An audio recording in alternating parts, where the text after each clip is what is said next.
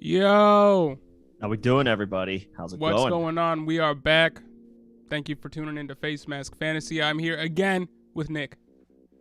Yes, sir. Appreciate it. John, how's it going? You held down last week for took a bit of a family vacation, sort of. So appreciate that. Yeah, how was it, bro? It's a good time. Hosted my brother and his sister-in-law. Their first time visiting LA. So nice. It was a good time. Yeah, good time showing them around.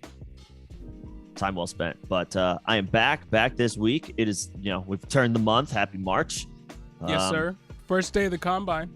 Yeah, we get a little bit of just the football intros. news. We don't have any. Right, there's just interviews and no actual workouts today. But I mean, it's technically a domino. We've been waiting for this domino to fall. A page has turned.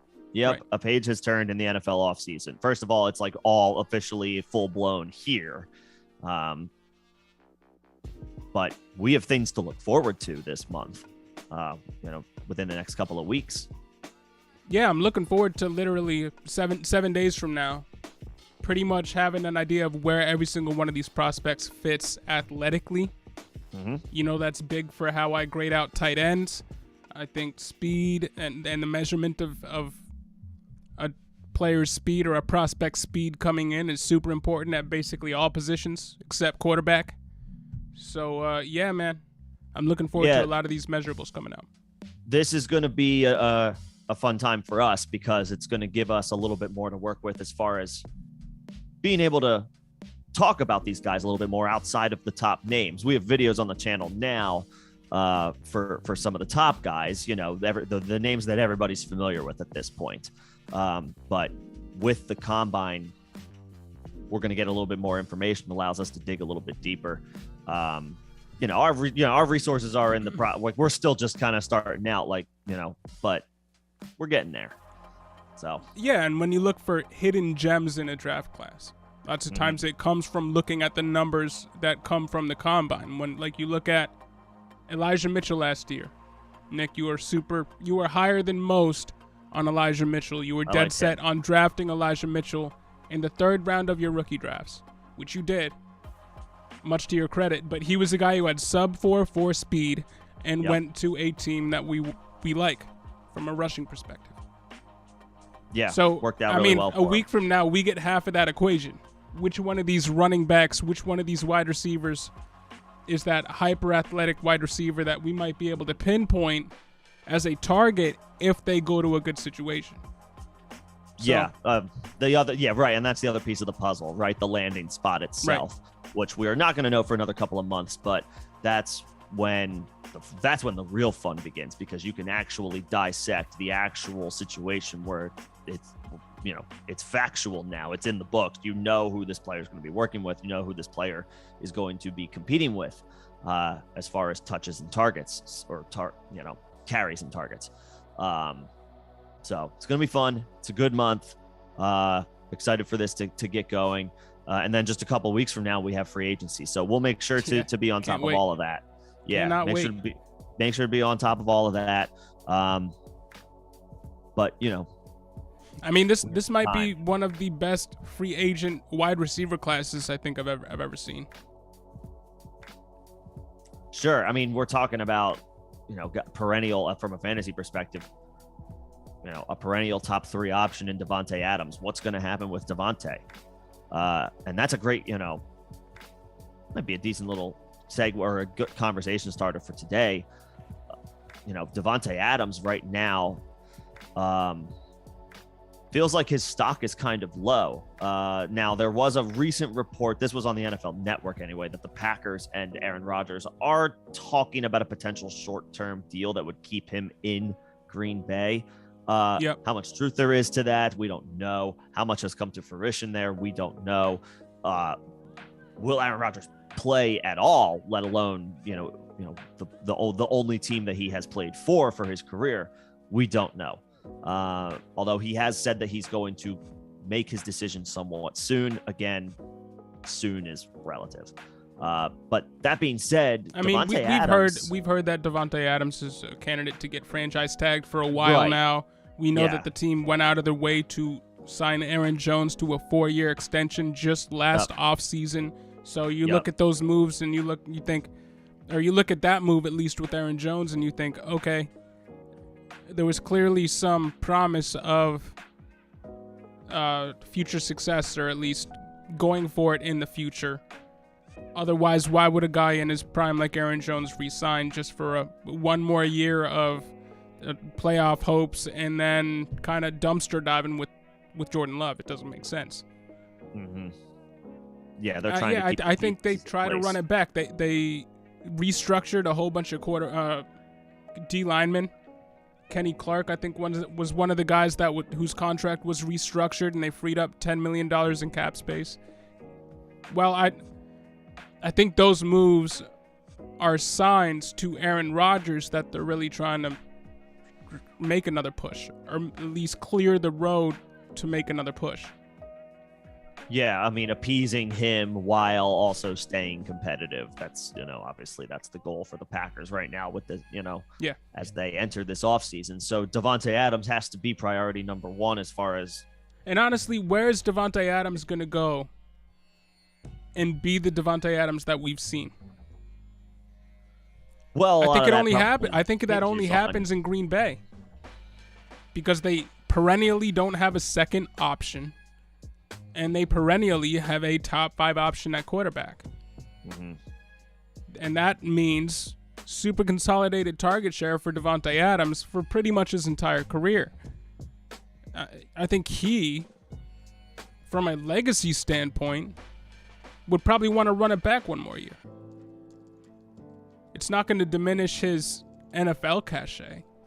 He can still go out a year from now, next offseason, and command top-of-the-line wide receiver one money. It's just, does he want to play on the franchise tag for 1 year? I think, a lot of that hinges on what is Aaron Rodgers going to do. But you're right. At the end of the day, Davante Adams is the most overall complete receiver in the league. I think that's kind of fair to say. Like, when you look at,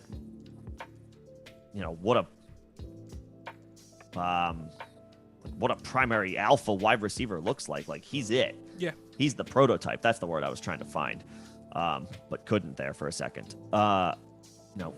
Outstanding footwork, great off the line of scrimmage. Like, he does everything. So a lot of that does hinge on, he has had a Hall of Fame quarterback throwing him the ball, but yeah, I mean, if and when they move on to another quarterback, Davante Adams is still going to see 180 targets. He's still going to see 180 targets. He's still going to be a wide receiver one, and we talked about this the last stream that we were together. But you look at a guy like DeAndre Hopkins. Yeah. He was a perennial top 6 wide receiver on the Texans with Deshaun Watson.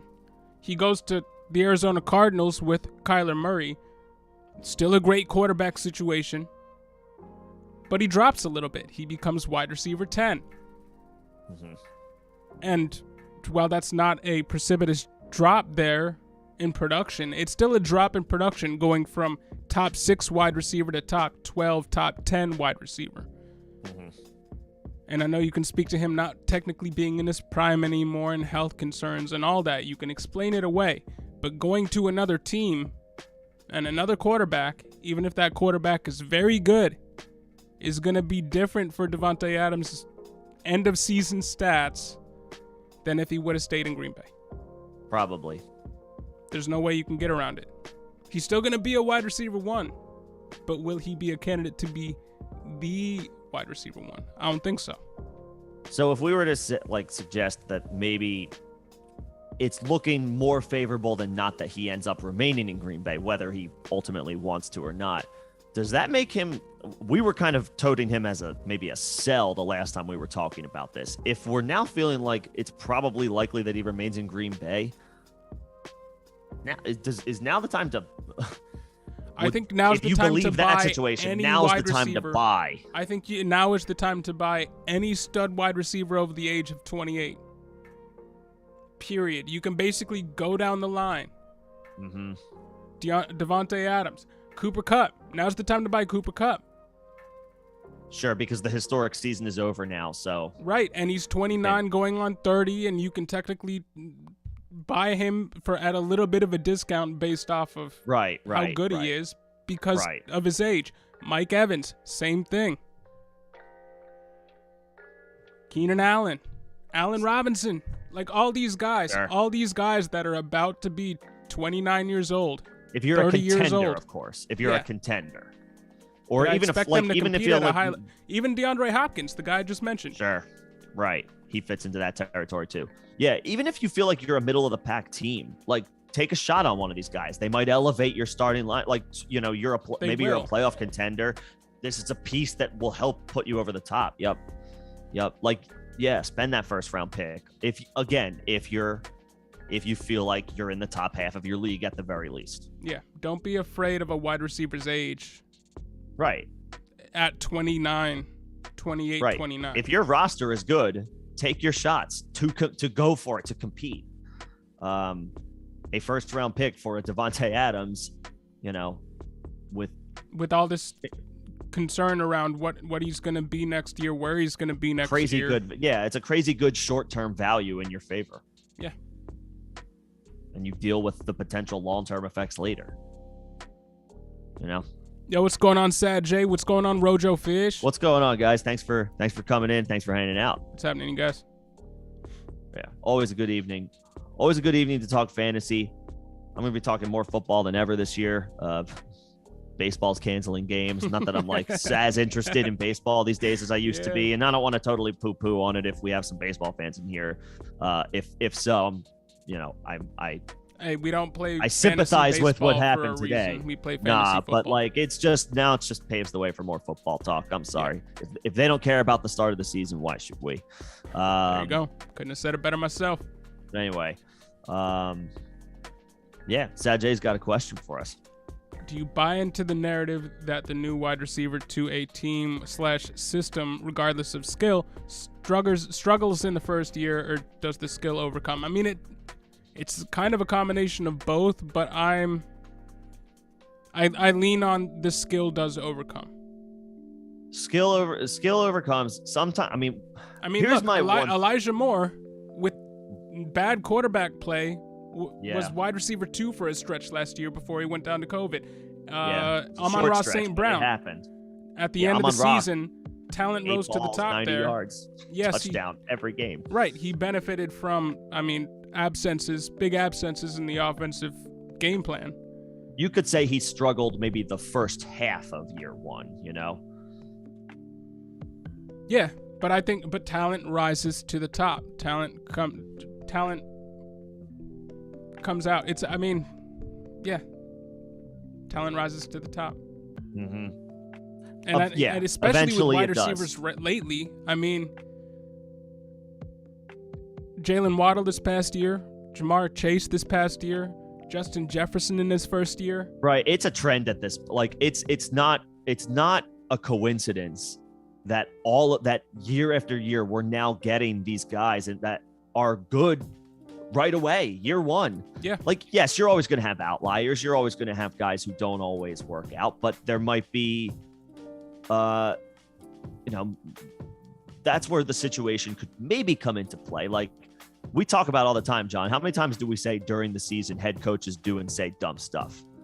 A lot. We say it a lot, it's right? A lot, yeah. So what are we attributing that to? their poor usage of certain players, and maybe more specifically young players that they either don't know how to use or haven't figured out yet. They haven't, so that's where the struggles can come into play. So that's forces outside of their control, right? And with a lot of these guys, you have to just trust in the talent at the end of the day. With a lot of these guys that are highly touted coming in that just don't show anything, their issue isn't their talent on the field, it's their maturity on and off the field. You look at a guy like N'Keal Harry, the narrative on him, despite him being a first-round pick and being a highly touted wide receiver, was that he was still acting like a kid. He wasn't taking the game seriously, and it was just this past season where Patriots coaches were saying, now this guy's coming into the room every day, watching film, really digging into the playbook, and it took him a few years. So I think always chase the talent. You don't know what's going on in somebody's head. Right. But always chase the talent. Yeah. The talent will win out. Yeah. And with these guys Cream rises to the top. Show the talent, but don't quite put it together. Usually it's not, yes, you can point to coaches and stuff, but a lot of the times it's maturity issues. Zay Jones was running around in hotels naked. Well, fight for Jesus. He was going through some stuff. That might have been and took him a few years. Something before. That might not be immaturity as much as it was. That might have been like a bit of a cry for help. But some guys it doesn't work out right away for various reasons, and sometimes those scenarios are completely, we're not looking like, maybe we need to do a better job. Or when I say we, that's just painting a broad brush of like looking at this guy's whole background. How much do we know about this guy? But like also how much can you pin past, like how much can you rely on previous things happening that you might find out about? How much do we know that that's going to impact them later or now? It's a slippery slope going down that path. Yeah, but even then, talent bleeds through when it's elite talent. You look at a guy like Tyreek Hill, people were ready to throw him away and say this guy's never going to be anything based off of his off-field concerns coming in. And his off-field concerns were real and legitimate. But his talent was that of one of the best top 3 wide receivers in the game when he's on the field, paired with a great quarterback, great coaching staff, rest is history. It's an interesting combination of factors that leads to success in the NFL with a lot of these guys, because everybody has supreme talent. Then you look at a guy like Robert Woods on the Bills, and I know you can point to a couple of wide receivers on a couple of different teams where it took them a little bit longer because the coaching staff didn't know how to use them. Then they went someplace else, coaching staff that knows how to unlock them, and they become what they were projected to be coming into the NFL. Yeah. So basically, if you do have a first round pick this year, don't be afraid to put it on a wide receiver, spend it on a wide receiver. If you don't get Breece Hall, if you don't get Isaiah Spiller, as far as I'm concerned, and again, the combine will help us do a little bit more digging, a little bit more legitimate research on some of these guys. Again, like you kind of mentioned, John Diamond's in the rough. But like, if you don't get Breece Hall, if you don't get Isaiah Spiller, just go get a wide receiver. Yeah. Reason to believe in these guys at this point. And a lot of the guys in this class are on the younger end of prospects that are coming in. You got guys that are 2021.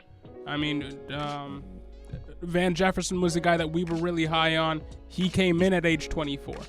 Right. Or age 23. And he was 24 by the end of the season. You look at a guy like Cooper Kupp. Another Cooper Kupp is a late bloomer from an age perspective. Yeah, he was 24, I think, when he was a rookie. Right, and obviously you're losing compared to a 21-year-old 3 years of time on your fantasy team and in their prime or close to it. They're not far away from it, yeah. Right, so a lot of these guys, they're on the younger end coming in. Say what you will about Drake London. This is a young player. Say what you will about David Bell, early declare. A lot of these guys. So yeah, I'm excited about this class, and yeah, if you're on the clock and you got a wide receiver staring you in the face, don't be afraid to hit the button. Hell no. Those guys. Because they also play for your team for a long time. We just got finished talking about buying 28-year-old wide receivers. So, yeah. And to that, Jace said he's committing to getting some in earlier money leagues this year. Do you play? I mean, if you play best ball, you know what I need to do? I need to do a best ball and make a video. I'll record my draft. And I could share it with Not everybody. only is he the kicker whisperer, y'all, he's the off-season drafter. Yeah, he's the off-season mock drafter that you want to be paying attention to. Yeah, I have not done any best balls this year. I decided I was gonna hold off on a little bit, but I have had I've had some best balls done that I do in February and March. I win those leagues because the values are so wacky right now on certain players, and the ADP on all the rookies is down right now just because they're not on teams, but they're gonna play. And so, like, at their cost right now, absolutely, it's worth taking dart throw after dart throw. You're gonna get somebody, at least one or two guys that sticks, that hits. So, like, I like doing best balls early. They're fun. You can get some decent value on some guys right now who they're gonna ultimately climb. As far as value, as far as ADP. Yeah, if you like these rookies, I mean, when you're drafting closer to the draft, I'll do a best ball draft. Those rookies get pushed up the draft, and by the end of the draft, those last few picks, you're kind of digging through the scraps. But right about now, those last few picks could be highly touted wide receivers or running backs that slip through the cracks. And I mean, your best ball teams could look pretty good if you're doing them right now by the time the season rolls around. I mean, yeah, you can get some insane value on guys who, like, they might be boring, but like Mike Davis was getting drafted in the 4th round last year. Now you can get him undrafted. It's like, well, sure, I'll take a shot on a guy getting 7 catches randomly every 2 or 3 weeks. Sure. But anyway, that's besides the point. That always happens to him. I feel like he's a guy that is always he'll end up in a situation, or on the flip side, Javonte Williams is getting drafted like a 1st-round pick this year, and it just came out today that Denver wants to bring Melvin Gordon back. Hasn't happened yet. It still actually needs to happen, but are you still taking Javonte Williams in the 1st, the 2nd Melvin Gordon signs? Like, his value's going to drop. No. Yeah. He shouldn't be. Some people will. Some people will, and look, I love Javonte. That's no secret if you've paid attention, if you've been with us. But I'm not spending a 1st-round pick on him if Melvin Gordon returns. Yo, Khalid, what's going on? What's going on, Khalid? Drop Zach Moss? Not yet, right? No, he's still the running back 2 for a really good team until they draft another running back or sign another running back. He's valuable. What happens if Devin Singletary tears an ACL in training camp? It's Zach Moss's game. You shouldn't be you shouldn't be cutting really anybody right now. You should be drafting Zach Moss in best balls, which you should be doing. I gotta look up his ADP right now. And one of the things I guarantee it's plummeted. One of the things that Nick does as commissioner of any dynasty league that he commissions that I'm in is in the offseason he opens up 10 more roster spots. Oh yeah. So that you don't have to draft anybody and make a decision on anybody while you're uninformed. Because we don't know what the Buffalo Bills running back room is going to look like 4 months from now. Well, it's also like how the NFL does it, right? The off-season roster expands to 75 players. Yeah. So dynasty leagues pick up guys that allows you to pick up guys and get speculative ads here and there. Yep. When he opened that up, roster. When he opened that up, our good friend Will picked up Mitchell Trubisky. He was a free agent? Yeah. Okay. Didn't even know that. Yeah. I'm not. I mean, in a 2 QB league, so I think if any commissioners are listening, or anybody who wants to speak to their commissioners are listening, commissioners should be opening up spots in dynasty leagues in the offseason for you to have a little bit more fun with your roster and not have to make those moves like cutting Zach Moss at this point in the offseason. At this stage of the offseason. Yeah, do it when the NFL makes roster cuts, which is right after the preseason. And then you can shrink the roster back down to your normal regular season size. But yeah, good call out. Zach Moss's ADP on Underdog Fantasy right now is 236. Yeah, he's free, man. He's getting that everybody hates. He's literally free. And Underdog, it used to be best ball. This will be the last thing I say, and we can move on. Underdog was 18 rounds up to last year. It's now 20 rounds. So you can literally get Zach Moss with your 20th pick out of in a 12-team draft. You know who he could be? Sony Michel. 2021. Zach Moss could be 2021 Yep. Sony Michel. Not There's that he's no going doubt. to a different team, but if something happens to the guys that are ahead of him, he could have a hot stretch that brings you into the playoffs at the end of the 2022 regular fantasy season. So basically, I'm going to have Zach Moss on all of my teams as long as I can get him in the 19th round. And yeah. Sony Michel saved me in a lot of best balls I was in. Sony Michel, I wish I had more of him in best ball, but he got me through in some regular season or in some main fantasy league situations. So yeah, absolutely. Yo, Sajay, Amon Ra is my dude too, man. He's I mean, good. I am concerned he cannot keep up that 8-game pace just because of Prime sell high, how good it was. But I like his future. He's a bit polarizing right now because there are some people who are all in on him and there are some people who are like sell. There's no in between. Maybe I'm the in between. I really like him. He fits right into the mold of wide receiver that you specifically like. You like those 6-foot guys that can be used pretty much PPR all over the monsters. formation. I know. Yeah, I do like those types of guys. So I don't know. I don't know why I'm taking so long to warm up. But yeah, about first-year free agent wide receivers.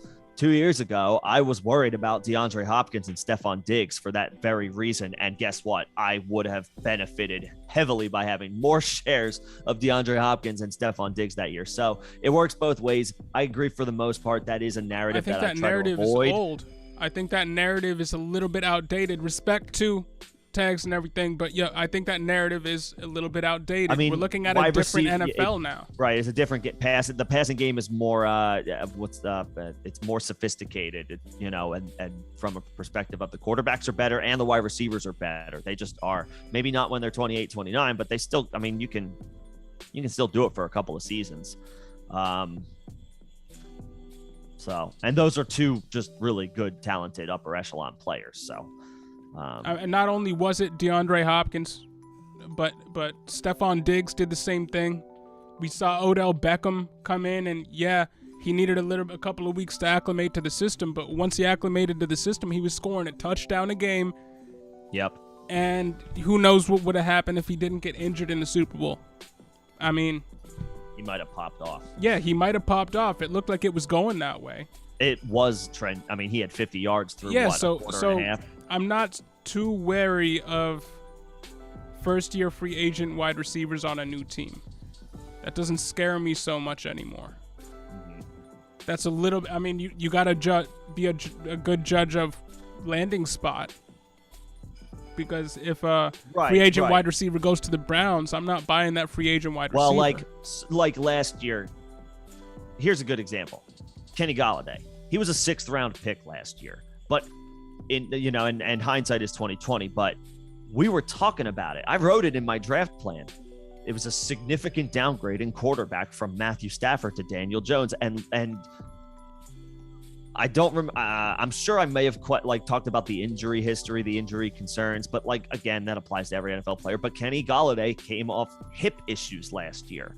So, and all of that and all the concerns came to fruition. So Corey Davis was, he had a drop in quarterback play. He went from Ryan Tannehill, who was a top 7, top 8 quarterback while he was in Tennessee, and went to Zach Wilson. Who's a rookie. Yeah. On a bad Jets team. And so take out the injury, he still wasn't good. Yeah, it wasn't somebody that we were betting on. So there's 2 situations just last year where the narrative did play out as. But that's all as landing spot. You feared. just have to be smart It is with landing judging spot, landing right. spot. So it's a Yeah. little bit of both. It's a little bit of both. Now, Allen Robinson going to a new team, I don't think that's going to affect him in the slightest. I think that's going to be good for his value. So it affects him. Chris Godwin going to a good team. He might not see the same heights that he saw. Yeah, I know. I would bet on him being about the same as he was He was last a wide year. receiver too with Jameis Winston. Yeah. So Yeah. now this was obviously when he was 24 years old and didn't have an ACL tear, but he's still very good. 23 years old, I think. He's still very, very good.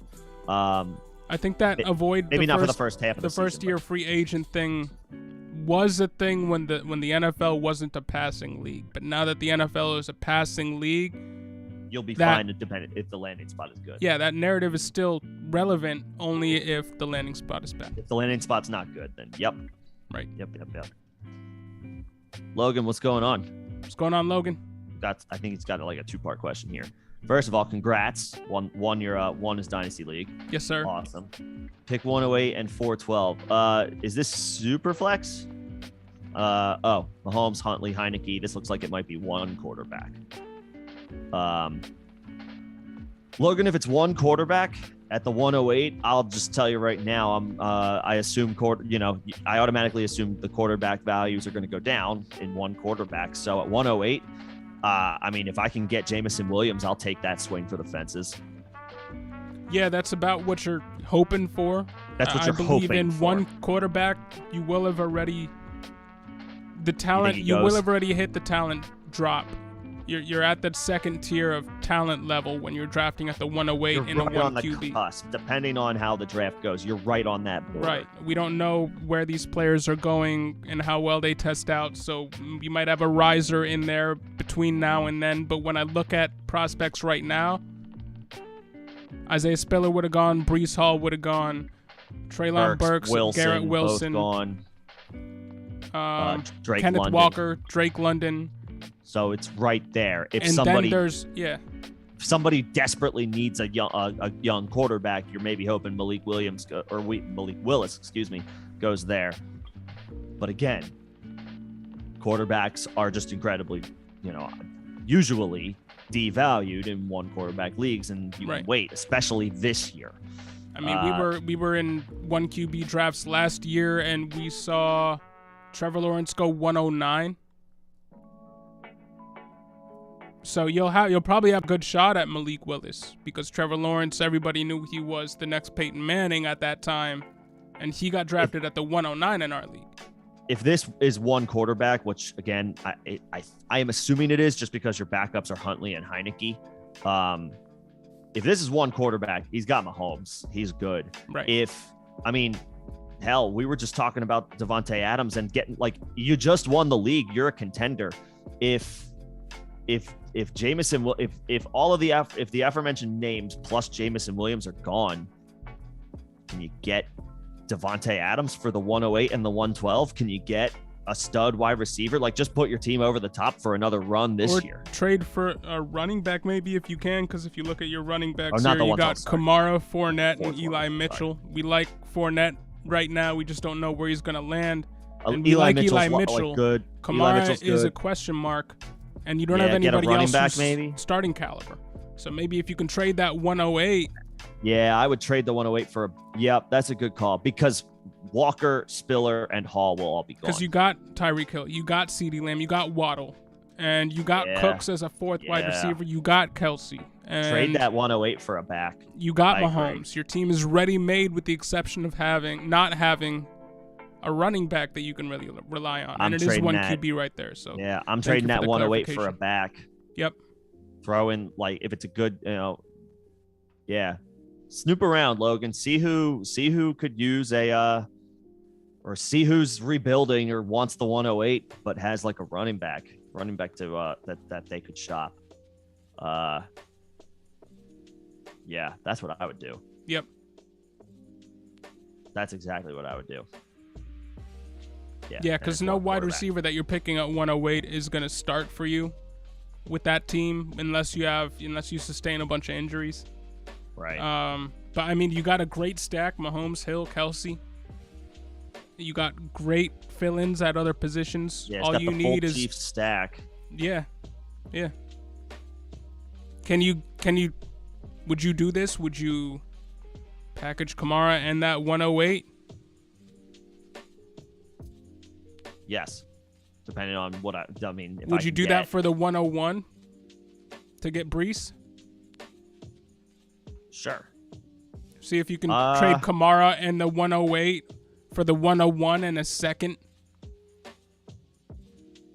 I would want, my first thought is like, getting the 101 would obviously be huge, and moving up 7 spots is not nothing. But if I'm including Kamara, you can get more than the 101. Might want a little something back. You can get more than the 101, but I mean, we haven't heard anything on the Kamara situation. I wouldn't be surprised if he gets slapped with a suspension. And that team ain't gonna be good. That quarterback is still up in the air. The quarterback is still up in the air. The defense was good last year, and I know that doesn't necessarily mean it'll be good again this year, but I think they have pieces there. I don't think the Saints are dead. We have to see what happens at quarterback. If it's Jameis again, if they run it back with Jameis Winston, maybe you don't feel. I mean, Winston's good enough for, as far as I'm concerned, for the offense to put up respectable numbers. Maybe they're not maybe not top of the league, top 10 offense, but like they wouldn't be. I don't think they would be bottom of the barrel. They need a lot of help. Jameis could use some help. But I know it sucks because technically you're selling low on Kamara and you are giving up the 108, so that's not nothing. If you can shop it around and get the 101, 102 and secure either Brees Hall or Isaiah Spiller, and keep Kamara and get the a second round pick. Maybe keep Kamara if you're because he's intending to contend again, right? Yeah. I mean,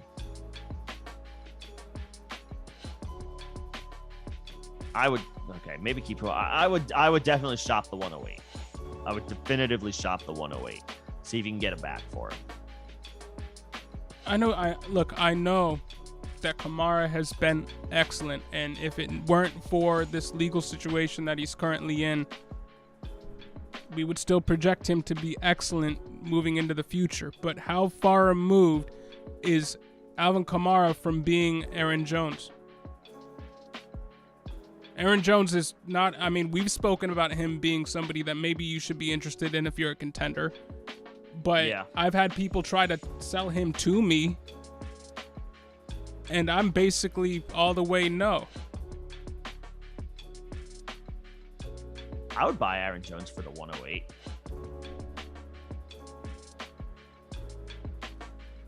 Well, now we're getting into whole different situations here. We're going down the rabbit hole on tangents. My bad. I would buy. I mean, just that's a name that I would try to. As far as I'm concerned, like 1 year of Aaron Jones at. Logan, you're trying to run it back. You're trying to go back to back, right? Yeah. Like at this, you're like, I'll take 1 year of Aaron Jones over a 108.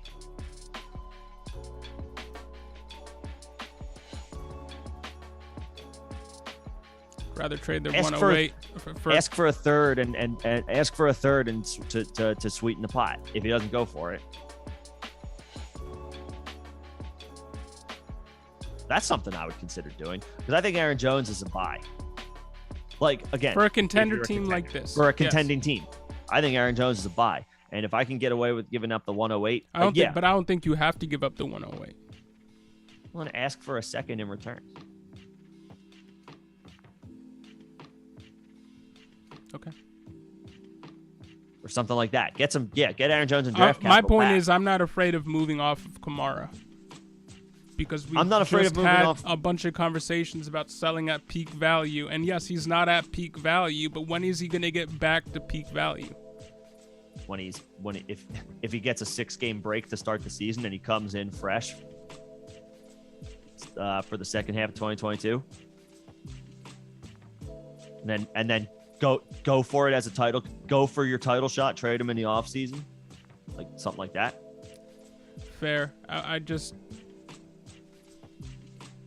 I'm more apt to trade picks like that for an aging wide receiver versus an aging running back. I hear you, but we established he's good at wide receiver right now. Yeah, and you're a contender, so I guess I wouldn't hate that. But like that's just a thought. I mean, that's just, again, you don't have to do that, but like that's just something that comes to top of mind right now. Yeah.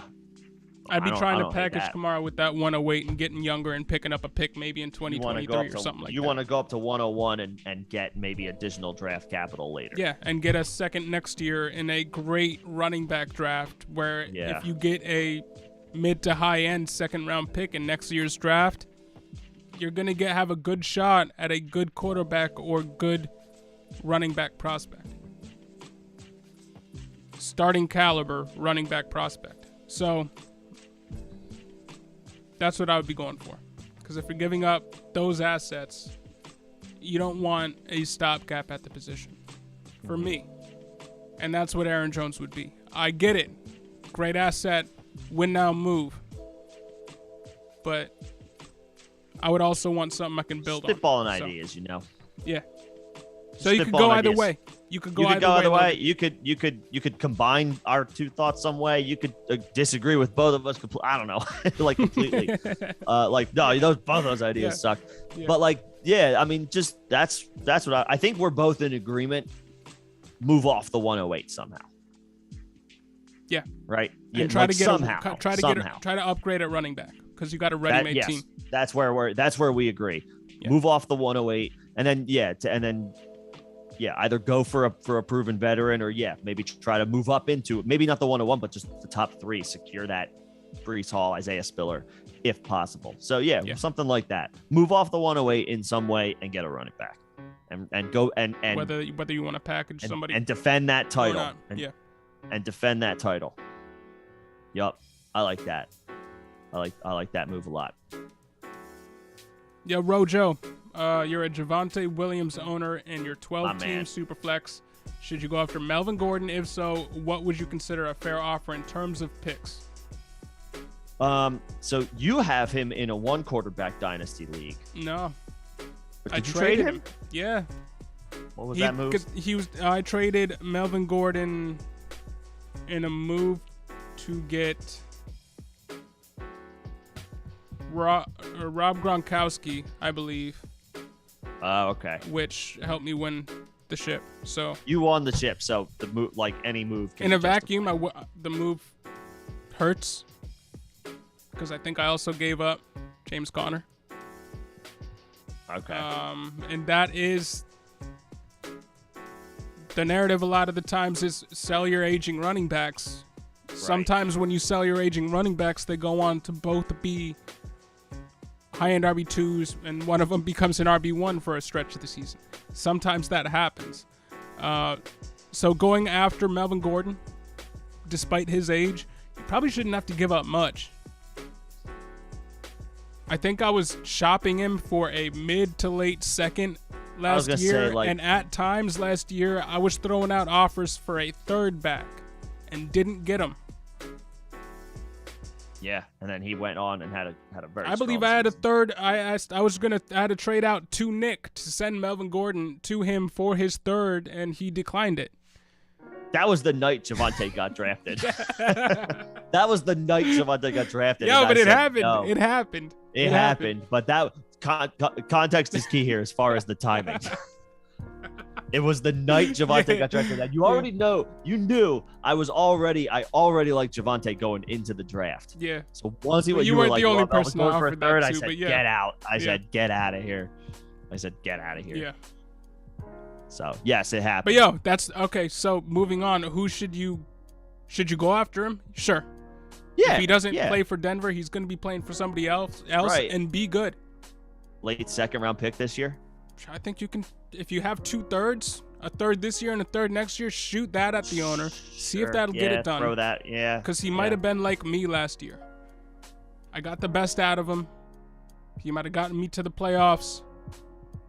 And he's aging, and I should get out while I can. Mm-hmm. And if he says no to the 2/3, Then try with your late second. Then try the late second, but I'm not going higher than that. No, and that would be my final offer. You start. That would be my final with those offer. 2/3, something like that. Yeah. But I don't hate getting Melvin Gordon. I think he's going to be good. Yeah, I mean, he proved last year he's not quite done. I know he's older, right? Is he 28 now? Yeah, but I think he can be a team that NFL teams like until they're 31. He's like a Mark Ingram type. That's exactly who my comp is going to be. Yeah. In that regard, he's aging well. He's aging fine. And he's a timeshare back at this point, but he is probably one of the best, most dependable timeshare backs in the NFL. Yeah, and he's been in a timeshare dating back to his Chargers days because he was teammates with Austin Eckler. So the wear and tear is not there despite the age. Like it's there, but it's not. He's not at some like emergency level. He's not at that 1,800 carry number that you really worry about with aging backs like an Ezekiel Elliott. No, Mark Ingram is a great comp. Mm-hmm. Yeah. So, yeah. Yeah, try and go get MG3. Do it. Yeah, do it. And Logan Hampton back to back. Word. Yes, sir. Yeah. Yes, sir. That's what we're shooting for. Shop that 108, man. Slim, what's going on, dude? Slim? You just gave up Scary Terry and Hunt. And a second for Justin Jefferson. All right. Love it. That's great. Love it. That is great. Like a second this year? That is great. I don't care if it's a second next year. That is great. I'm asking if it's this year, it's even better. If it's next year, it's like, yeah, okay, it's still fine. But if it's this year, that's awesome. I mean, you got a top 3 dynasty asset, top 5 maybe. Scary Terry coming off a down year. Kareem Hunt is probably going to be with the Browns for one more season. Right, 26. And he's 26. So yeah, oh man. Yeah, I love that move. Not too much. Not too much at all. Not too much at all. Good job. That's a good package to unload. Aging players who are productive, but they're getting up there now. For a guy who, they get out of the Mike Zimmer offense. It's a 2022 second. Yeah, he led the league in air yards, and that will continue at least one more season with Kirk Cousins. It will. Oh, I'm bullish on Justin Jefferson moving forward. This offense is moving into the 21st century for the first time. Top 3 wide receiver for the next year, and I mean that a lot of people think he's the wide receiver 1 for the next in Dynasty 7 or 8 right now. Yeah. Top 5 for the next 7 or 8 years. I would hold on tight given that. Wow. Given the package that you gave up, I would hold on tight. That's great. What's the rest of your team look like now? Yeah. Love that move. Yeah, man. That's awesome. That's awesome. Big time. I don't care. Yeah, I don't care if you're a contender. I don't care if you're like in more of a rebuild. I'm curious to know what the roster is, but from a perspective of just adding Justin Jefferson, I mean, you won that. I don't care. You won that, regardless of awesome. Whatever your team makeup is right now. You won that. Yep. I just want to see what your team looks like now, because I'm a nerd for this. Yep. But yeah, good job, man. Justin Jefferson, man. I know you love Scary Terry, and I know you've been a fan of Kareem Hunt in the near past. Yeah. But I mean that trade. Wow. No, that's a great move. I'm bullish on Justin Jefferson moving forward. Again, the Vikings made moves that make me believe they're now a forward-thinking organization. The general manager is an analytics dork. I think they're going to throw the ball more. I think that's the design. I do not think they're going to run Dalvin Cook into the ground anymore. And I'm not afraid of Dalvin Cook at this point either. I think he might move toward a little bit more of an Aaron Jones role. And what I mean by, like, he'll still get more touches. He's still the guy, the workhorse, but he might catch the ball more. Now, he also said he more than he already does. He acquired Calvin Ridley for a 23 first and a 24 second. Thoughts and comments. Hey, that's an overhaul for if you're looking at those, I wouldn't look at those two things in a vacuum. Put those two trades together, you're still coming out on top. Yeah. I am a little bit concerned about what Ridley's future looks like. But you just got Justin Jefferson and Calvin Ridley, bro. Seems good to me. It seems good to me. Seems good to me. The Ridley trade is a risk. Where was your 21 first? Was that a late first? Obviously, you're a contender. You're betting on that 23 first being a late 23 first.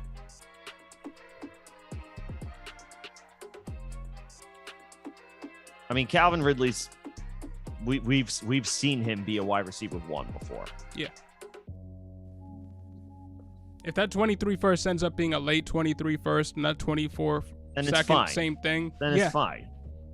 And then it's fine. Yeah, when you're making moves like that, that's what you're betting on. So I don't hate that. You're betting on yourself to a certain extent. Yeah. I think he's going to play. I do. I think Calvin Ridley's going to play. Where? I don't know. I do think he's going to. And it's not going to be hard for him to find an upgrade over Matt Ryan at quarterback. I know Matt Ryan's been good. Matt Ryan's been steady. But there are upgrades to be had at quarterback for Calvin Ridley moving forward. Mm-hmm. You got Tua, CMC, Dobbins, ETN, Gus Bus, Justin Jefferson, Waddle, Ridley, Chark. Wow, yeah, bro. That's a solid team. You got the Waddle to a stack. We both think that CMC is going to bounce back as long as he can stay healthy. Dobbins and ETM, prime bounce back candidates. And now Jefferson. Jefferson, Waddle, Ridley, great top 3. If Ridley doesn't work out and you go Jefferson, Waddle, Chark, it's not the worst top 3 in the world for sure. We need to see a little something from Chark. It's been a little while, but I mean, there's still upside there. And you got Knox, who's a top 6 tight end. Knox is great moving forward. So yeah, man. Mid 21 first round. That's fine. It's riskier. It's not as much of a slam dunk as that Justin Jefferson trade is. It's not. That's not it. That's right. That's accurate. But sometimes you got to make these types of moves to win a ship and to get your team there. Sometimes you got to make moves that don't feel like 100% wins to get there. So, yeah, man. I like that. I like that lineup moving forward, man. Good job. Making moves. That's what I like to see. Yeah. That's what the offseason's all about. Nah, Dynasty League's got to have trades. Doesn't have trades. What are you even doing? Yeah. Because there's 11 teams or 10 or 9 teams, whatever it is, that didn't win. If you didn't win, it's like, why didn't I win? What do I have to do? And you got the 103 and 106 this year? All right. Oh, damn. All right. Where should you be looking? I mean, 103. I would get you're looking at either Treylon Burks if the 2 running backs go ahead of you, or one of those running backs. I mean, the running backs, you're all right because you've got McCaffrey, Dobbins, and ETN, right? So almost at the 103, I would maybe protect myself from any potential Ridley fallout and just, if Burks isn't there, just like secure Garrett Wilson or whoever your favorite, or secure Drake London, whoever your favorite wide receiver is. I'm not as high on Drake London. Or do you go running back at 103? If considering you have 106. If Breece Hall or Spiller falls to you at 103, I guess it would be Spiller. I think you just take whatever running back falls to you. You'll know the landing spot too, so and then at 106, you can get your Drake London. You can get your Garrett Wilson, possibly. Oh, if Garrett Wilson falls to 6, oof. In a 1 QB, it's not likely, but could happen. Could happen. Yeah, but a running back doesn't fall to you in this year's class to 106 is my point. A good ride, you'll be able to get a decent wide receiver at 106. You could get It'll Kenneth be the Walker. Last of the elite guys. I don't know if I want to do that. Huh? You could probably get Kenneth Walker. I'm just not sure. I think he goes before 106 in a 1 QB. Yeah. Yeah. All right. And I think at 106 you could get a Drake London. You can get the last of one of those top 3 at either positions. If you like Drake London, I would try to wait. I would not take him at 103. I would hope that he falls to 106. Out of Breece Hall, Isaiah Spiller, Kenneth Walker, Treylon Burks, Garrett Wilson, and Drake London, one of them is going to be there. I would put money on it being Drake London. If you can go Isaiah Spiller and Drake London with that team, I think you're looking pretty damn good. That's not bad. I think you're looking pretty damn good.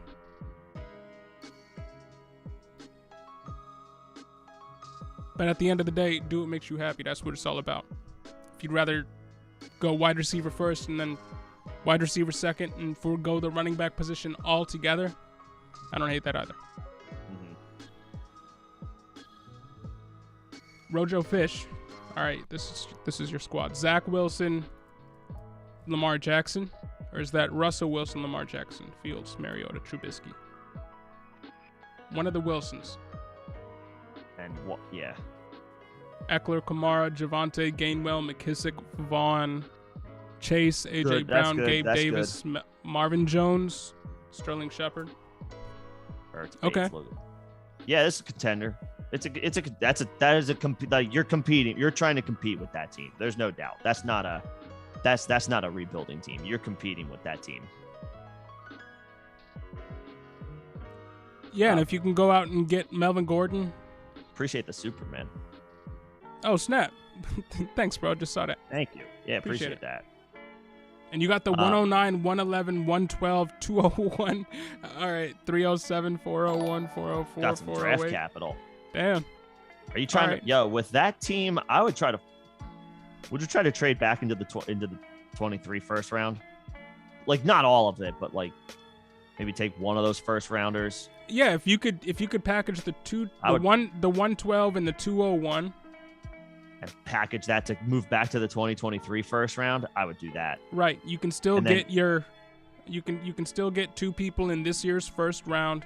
Maybe you pick up a quarterback and one of the wide receivers there with the 109, 111.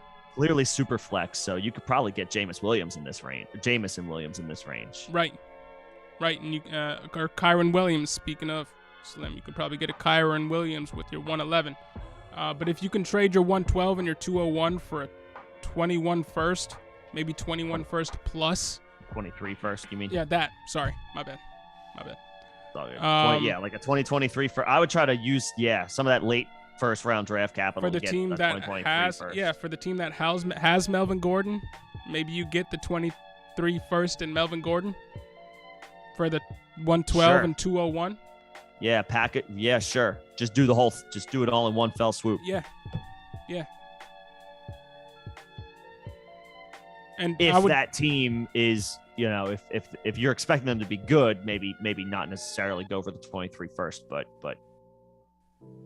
if they're anything less than looking like a top 3 team, even if it is a 23 first and it looks like a good team, sure. I'd rather have the 23 first. Late first than the 2022 late first and 201.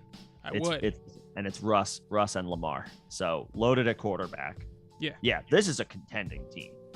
For a while, you got Fields bringing up the rear in that 3-man group, so you're going to have a good quarterback for a while. Eckler, Kamara, Javonte. Eckler and Javonte are going to be dope next year. If you have Melvin Gordon, Keyshawn Vaughn might be a starter. Right. Gainwell, McKissick are very good depth, and then Chase, AJ Brown. After it tapers off, all disrespect or no disrespect to the god Gabe Davis, but it tapers off a little bit after Chase and AJ Brown. So I'm at the 109. I'm hoping I get Jameson. I'll take Jameson Williams at the 109. Screw it, just go get the guy. If you can trade Gabe Davis for a mid first. We've talked about that a few times on this not this live stream, but on this and on our live streams before. We've talked about Gabe Davis being a sell if you can find a buyer who thinks that he's worth a first round pick. So I know you're weak at wide receiver right now, but maybe just see what's out there. At least put Gabe Davis on the block. See what's out there. Mm-hmm. Yeah, or I mean, you could do a combo that you could take, do what sounds like, what you most would be interested in doing. You could take your late draft capital in this year's draft and package that with Gabe Davis to move up this year, or, do separate transactions, try to get 2023 draft capital. If you can get Gabe Davis and your 212 to get you to 201, would you do that? Or 112 to get you to 101, not 201. 112 and Gabe Davis to get to the 101. Yeah. Yeah. If you can package Gabe Davis with here's the thing about the 101 and get Treylon Burks.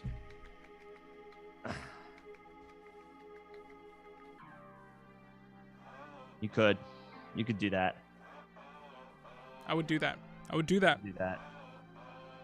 There are fantasy services out there that are talking about or having the conversation about whether or not it would be better for you to trade A.J. Brown straight up for Treylon Burks. And a lot of people are erring on the Treylon Burks side of things.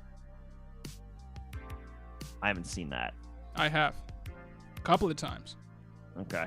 So yeah, if you can move Gabe Davis and the latest first you got for Treylon Burks, might be a good idea. Could do that. And then all your starting positions are straight. And all your draft capital can really just be to solidify your depth. And then you're sitting pretty moving forward. It's a possibility as well. Yeah, I'm good with that. What do you think about Kyren Williams? I'm not... I know that there are a lot of people that are high on him. I'm not sure I'm there. He fits the mold of the type of guy that I like. Yeah, I say that like as if nobody else likes pass catching running backs. Everybody likes pass catching running backs. It's just that the comparisons have been Giovanni Bernard, and I like Gio. But Gio's a satellite back that does one very specific thing. Like, I don't know that Kyren Williams is the next Austin Eckler. He might just be the next Giovanni Bernard. So right now, it's hard for me to get super hype on him. I know I think among this group, this community, including you, John, I think I'm in the minority here. I think I'm on the other side of the fence on Kyren Williams because I know there are people who are high on him. I'm not sure I'm quite there on him. Yeah, if he came in and he was a little bit heavier, again, this is why the combine means so much. Once we get the definitive measurables on these guys, it matters if a running back comes in weighing 195 versus 205. It matters. And Kyren Williams, if he comes in 5'9", 205, 210, he could be the best running back in this class. He could be if he was built like that, but he's not, which means he really gets relegated to satellite status. And in that case, he's 1 inch away from being Nyheim Hines. Nyheim Hines 5'8", 198. I love Nyheim Hines. But if you I'm had drafting a late him in the first, 14th round in ADP, in redraft though. Right, if you had a late first and the player ended up being Nyheim Hines, I don't want to spend 2 to 3 years down the road because he didn't start out a beast. I'll take David Bell instead and take my chances. Right. Yeah. So I'm sorry, I'm not right now today, first day of March. I'm not on the Kyren Williams train. Tyler Algiers has been a riser. Yeah, I think he's taken that spot for me. If I'm looking at a running back around the turn, which I'm not really looking at a running back around the turn, but if I was, it'd probably be Tyler Algier based again, factoring in landing spot where he goes over Kyren Williams. I'm fine with that. And it sucks because talent-wise, this guy's got it. I just don't know. I know he's talented. I'm not sure. Not sure about anything more than as far as ceiling is ceiling, Austin what we Eckler. just talked about. His That's the floor, ceiling. He's more likely to to hover around his floor. The Hines Bernard area. Right. So, do I want to spend even a high second round pick on that? I think I'd rather In take this a year's shot draft, on I think that's. I mean, I'll take a shot on a George Pickens. I'll take a shot on a David Bell. if you got a second round pick, it might be worth a higher second round pick. It might be worth waiting into the draft, see if somebody falls and somebody's still in love with them, see if you can get a 23 first, 24 first for him. It's a possibility. Maybe not probably not from a high second round pick. You'd have to throw more in. Hey, but if somebody really likes a player, stranger things have happened. yeah. True. People do get caught up in the moment, but don't we all? Yeah, I think Slim, you're getting caught up in the moment with Max Borghi. I don't think anybody's Christian McCaffrey 2.0. I mean, 100 catches is 100 catches.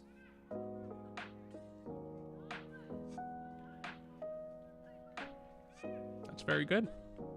100 catches is 100 catches. That's McCaffrey very good. also went 9th overall in the draft. Max Borghi. Yeah, and saying 2.0 Was it 9th? implies Was it 10 somewhere around this there? person is going to be better than McCaffrey. The top 10 pick. I don't think he's implying that. But when you say 2.0, that's kind of what you're. No, I mean, no, I don't think so. I don't think that's what he's saying. Or he's not saying it'll be better.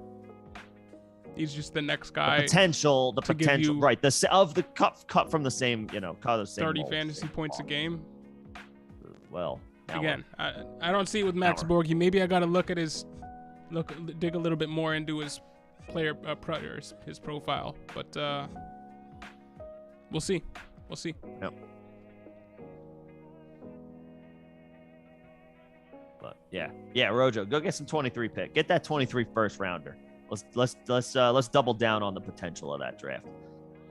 Yeah, you got 5 starting running backs in that class. This class you have 2.5, 3. 3-ish. I mean, the last time we had 5 running backs in a class was the Jonathan Taylor draft, right? Taylor Swift.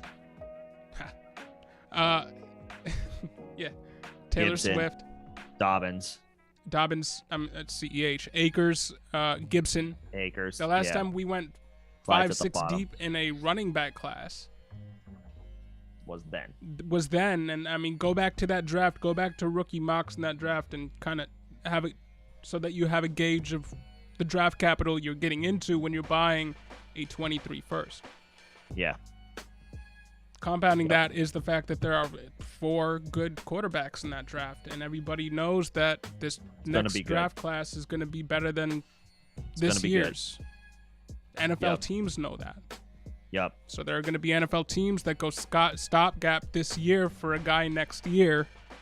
You're going to have some good landing spots for some of these quarterbacks. So, yeah, those 23 firsts. They got some value. 23 early seconds, they got some value.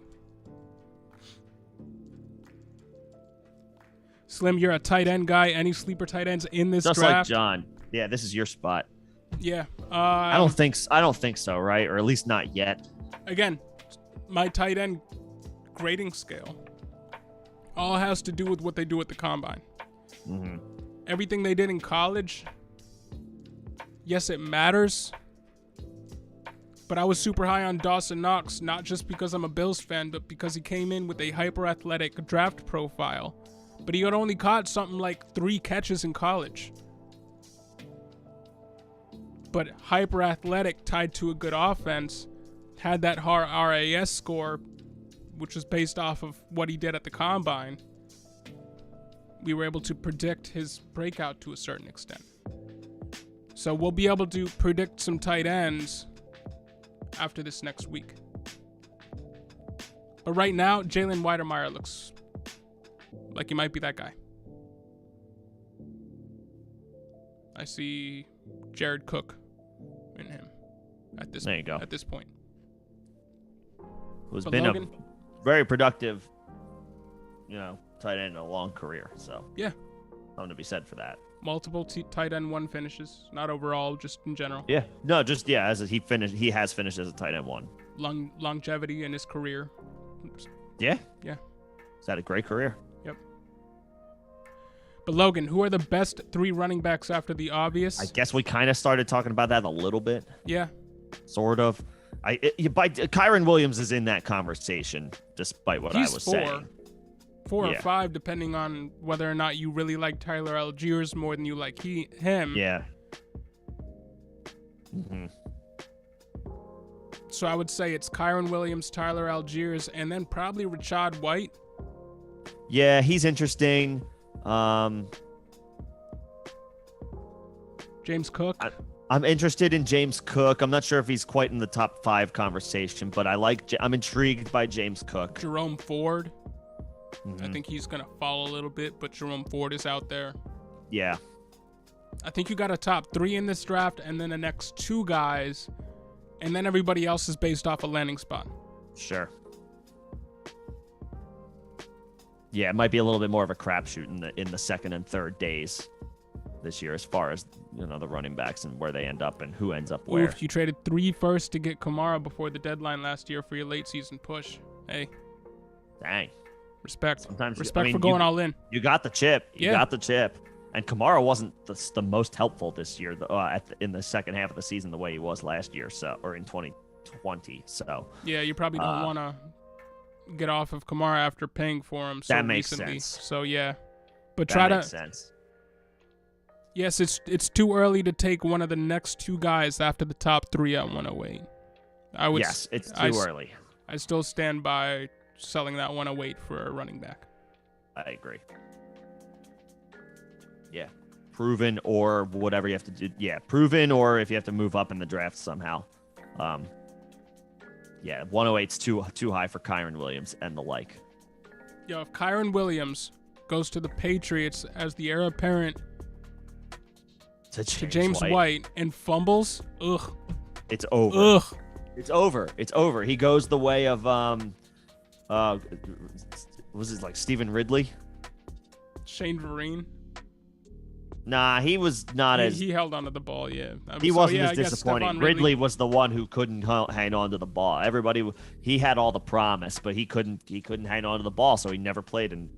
He went into the doghouse, and that was that.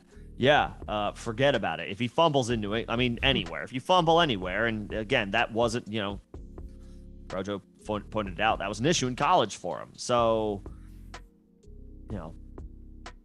I have my concerns. The mold is there. The structure of his makeup as a running back is there. I have a hard time seeing past the floor. Yeah, but hey, you're talking about Rojo Fish. If he comes out 203 or something, you're pulling the trigger. Hey, if he comes out 203, chances are he goes over Kenneth Walker. He could. People will start to fall in love with him. Yeah, he's gonna go somewhere probably, and people will fall in love with him. And there's a chance that at that point, if you're at the 108, Logan Hampton, you might have a shot. But that's a bunch of ifs. I don't expect him to be coming in at 203. Yeah. And you love Zonovan Bam Knight. I've heard about him. Looking to see what he does at the combine. Should be interesting. Yeah, I need to do a little bit more research on that, or a little bit more homework. And not saying he will be better, but a carbon copy, fair enough. But I still think carbon copy is a little bit of too much of a compliment. It's just he's cut from the same mold. We're kind of how we're talking. If we're talking about Kyron Williams as his, if people are making Austin Eckler comps, that's kind of the same idea here. We're not expecting the ceiling. We can hope for the ceiling. Are we talking about just because he's a white running back? Are we? Stop. You dummy. Stop. I'm just messing with you, man. That white running back giving you a was, hard time. was the 101 2 years running. So get out of here. Hey, yo, and you're always going back and forth with Olave. Sometimes you love him, sometimes you fade him. I think he's gonna surprise I think a lot Olave's. I think he's pretty good. I think he's gonna surprise a lot of people. I think he's got some good. I think he's got a good skill set on. If you like Garrett Wilson, you kind of have to like Chris Olave. He brings a lot of the same things to the table. Good.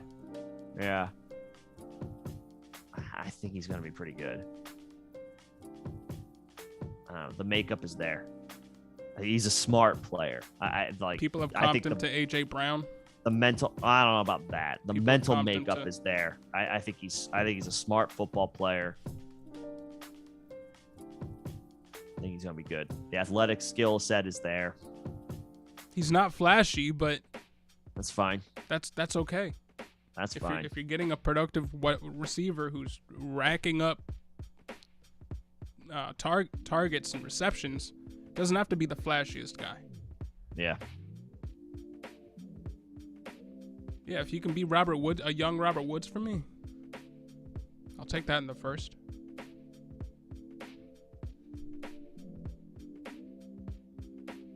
He's, again, one of those guys that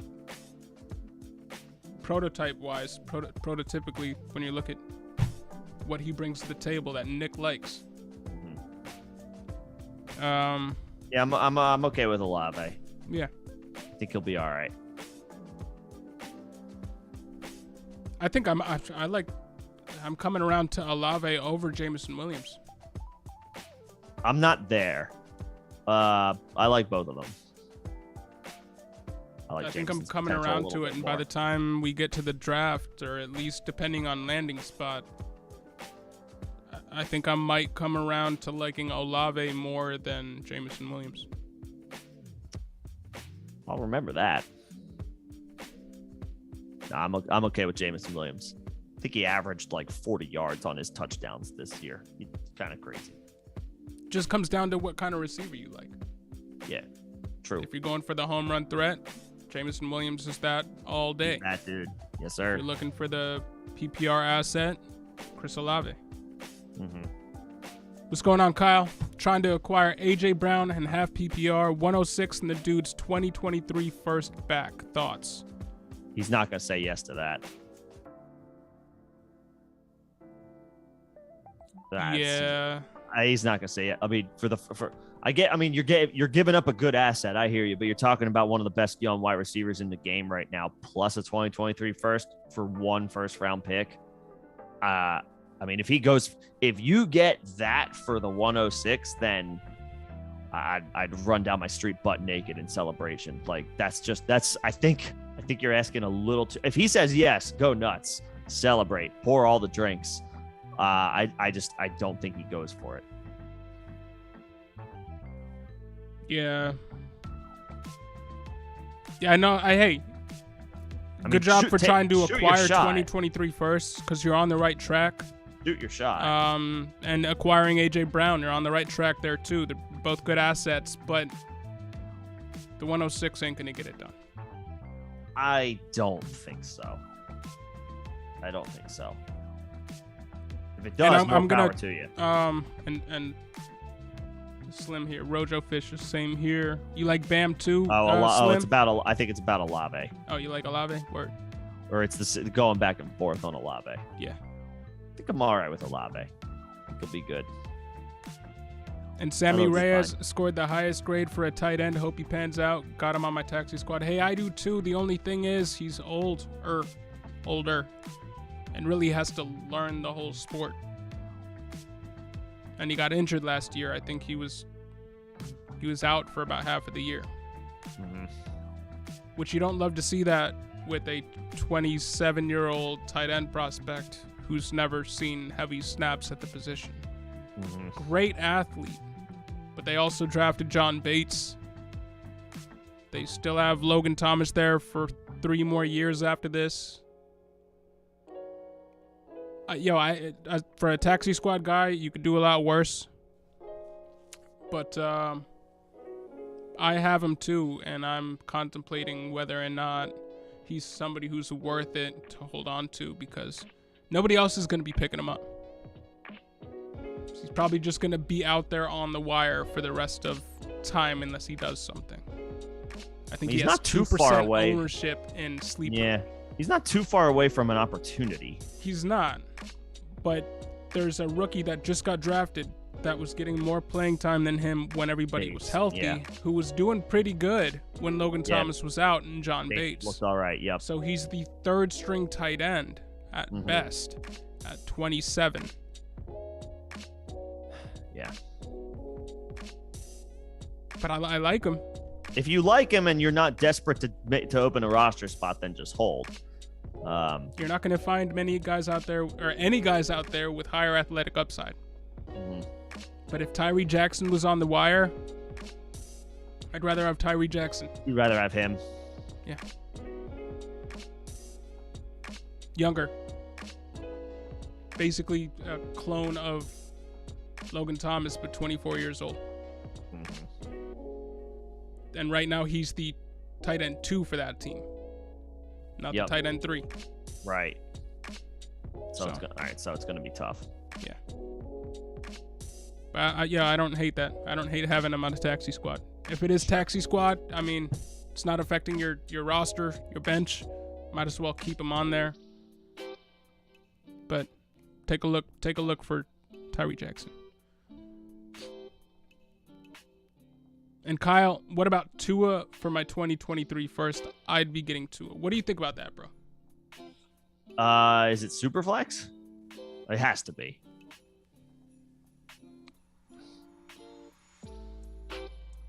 I'm not sure about that one. I think you can get a better quarterback with your first round pick if you wait a year. Yeah. I don't dislike Tua. I'm not sure I want to do a 2023 first. He's got a ways to go still. Yeah. I don't know about that.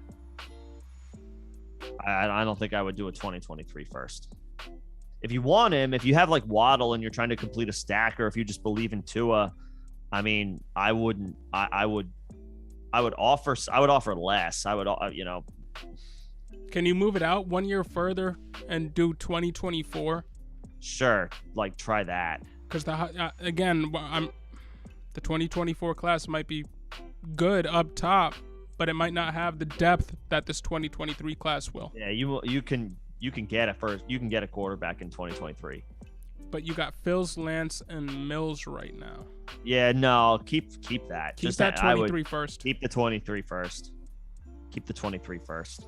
And he says he gets AJ Brown for the 106, and he gives back the 2023 first. So it's the 106 and the 2023 first. All right. Okay, sorry. I thought it first back for the owner's 2023 first so for as AJ in, like, Brown. As in you have that now, and you would be sending it back to him. God. I mean, 2 first-round picks is probably what it would take to get AJ Brown, and it might even take more depending on how the person feels about him. Yeah. But I feel like that's about fair. Yeah. I might have misunderstood earlier. Then that's fair. You know, if you believe in AJ Brown, he's still only 24 years old, 25. Yeah. What's your whole roster, man? You got Waddle too.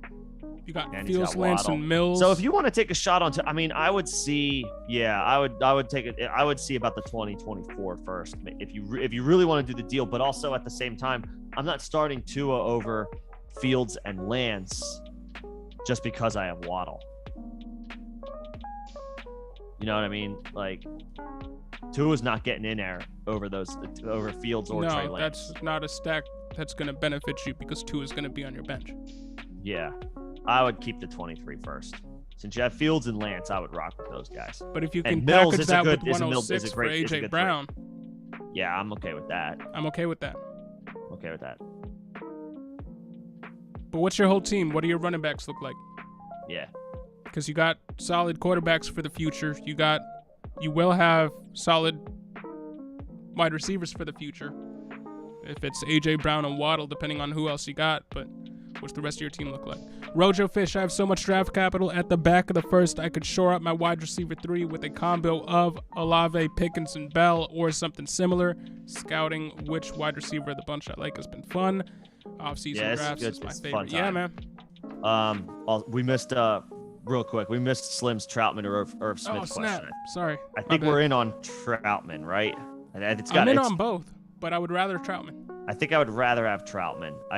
We might have been a year too early on Troutman. He's still in a great situation where he was seeing tons of snaps last year. It just didn't come in the form of fantasy production, but he was on the field with better quarterback play than the likes of Trevor Siemian and Taysom Hill, and another year of growth. I'm good with Troutman. Irv Smith might be fine, but also,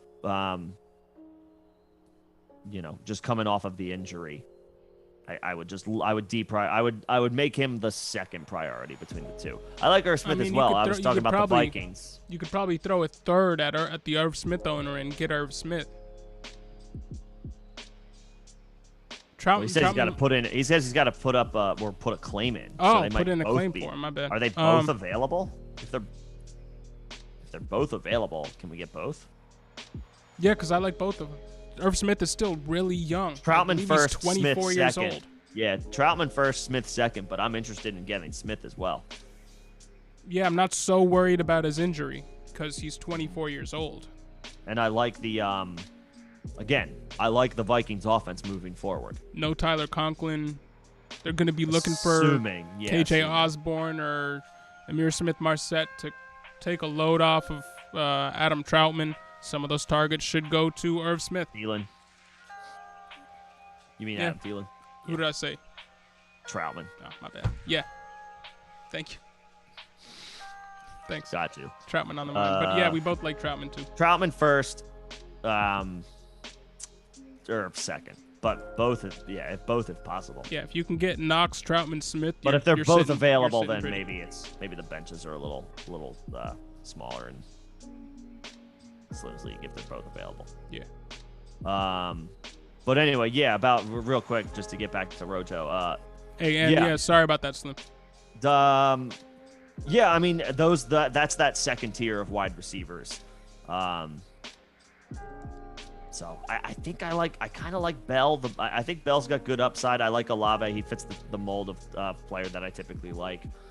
Pickens, I still need to do a little bit more research on, but he's in that second tier of wide receivers this year. He has his production was skewed by the fact that he had I believe it was an ACL tear, and he only played 5 games in this past college season, and he didn't do a lot in those games, but he was coming back from injury. If he would have come out a year before this year, if he would have come out as a wide receiver in 2021, there were questions as to whether or not he would be the wide receiver 2 in that class. Yeah, is he like a high to Jamar Chase? Some people were even speculating he'd be wide receiver 1. Now that's crazy, but he's got the talent. He just didn't get to show it last year. So he might end up being a steal at the back end of the first, early into the second. So I like all 3 of those guys. If you can end up with that combo, I mean, I'm very happy with that. I would be very happy with that. Yeah, I'm good with it.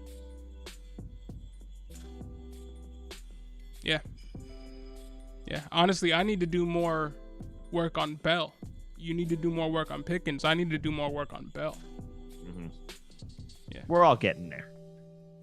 We've only just started. The offseason has only just begun. Yeah. Alex, what's going on? What's up, Alex? You was in the Super Bowl, but if you had bad luck, would it be smart to if you kind of stumble out of the gate, do you sell Swift for 2 2023 firsts? It's hard to say. If you're not contending, yeah, then yeah. If you're not contending, then sure. At that point, DeAndre Swift will have 3 years under his belt, and you'll be able to get somebody 3 years younger at a position that you typically only look at 3-year outlooks for. Yeah. And you'll be able to get 2 of them for Swift. If you're out of it, yeah. If with you're that out caveat, of it, yeah. Yep. But obviously, yeah, we're all hoping to compete. We want to have good teams. But yeah, I mean, if you're stumbling out of the gate and you're looking at your roster by week 8 or 9 and you're saying to yourself, it's not my year, then sure. Yeah. Yeah, but that's what it would take to get Swift out from is 2 2023 firsts. So that's about the asking price. Mm-hmm. Yeah. Yep. And that draft pick FOMO was real.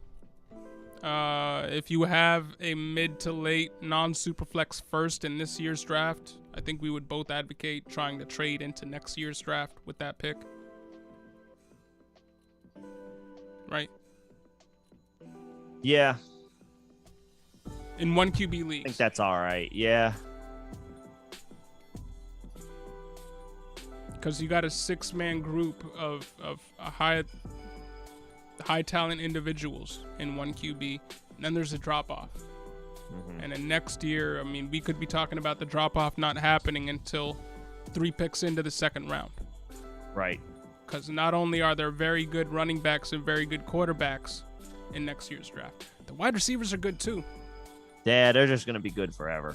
Right. So you're talking about getting guys like Olave and Pickens and Bell at the end of this year's draft.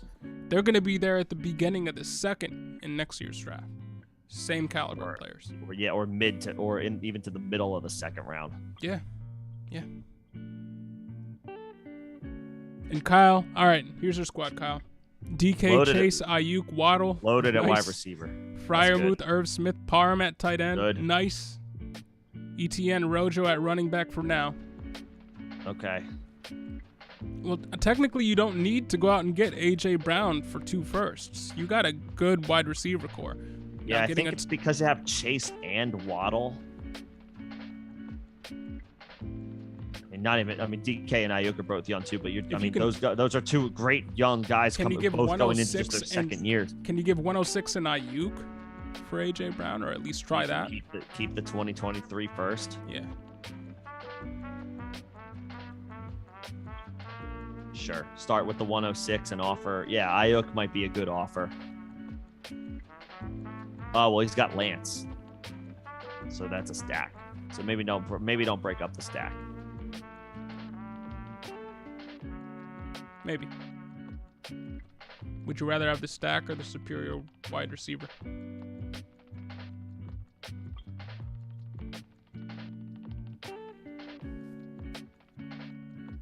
You're asking me to choose between 2 things that I love.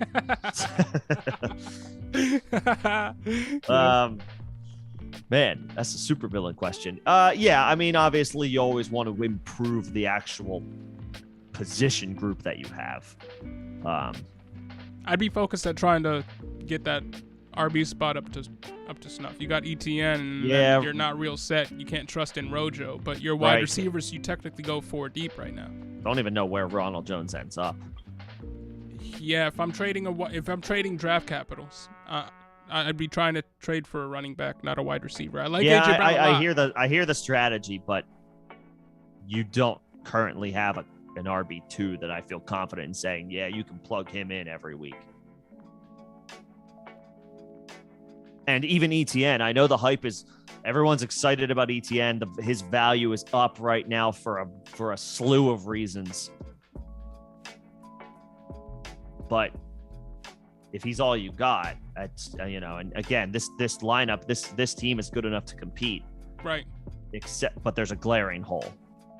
I know you're looking at this like your team kind of came together last year, and you were trying to address wide receivers and then move into running backs who have the shortest shelf life. That's typically how you want to do it with the rebuild. But I feel like your rebuild is done looking at this team. You got good quarterbacks, good young quarterbacks, great young wide receivers, a very good set of young tight ends, and all you need, and you have that running back who can be a one for you for the next 3 years. All you're missing now is that running back. So if you can use some draft capital to go and just solidify your team for this year, instead of waiting for that 2023 draft to fill your running back slot, you could be winning 1 year earlier than you would be based on your roadmap. Mm-hmm. And you can still fill out running backs next year and Oh, yeah. move into the 2023 season with a really set up team. But that shouldn't stop you from competing this year. And you need a running back to do that right now. Yeah, I mean, go with your gut. Do what you want as far as your own strategy. It's obvious, but this team's good enough to compete now. I would, if I'm trying to make a move, yeah, it's for a running back. Yeah, I like the idea of stacking wide receivers too. That's how I build my teams. But at a certain point, you got to look at your team and be like, can this team compete right now? You can't. Yeah, you gotta.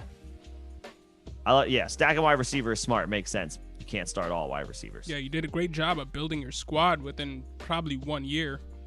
Right. Chase, Waddle, Freiermuth, ETN lost last year, but last year you made your team with getting the right draft picks, with hitting on the right guys.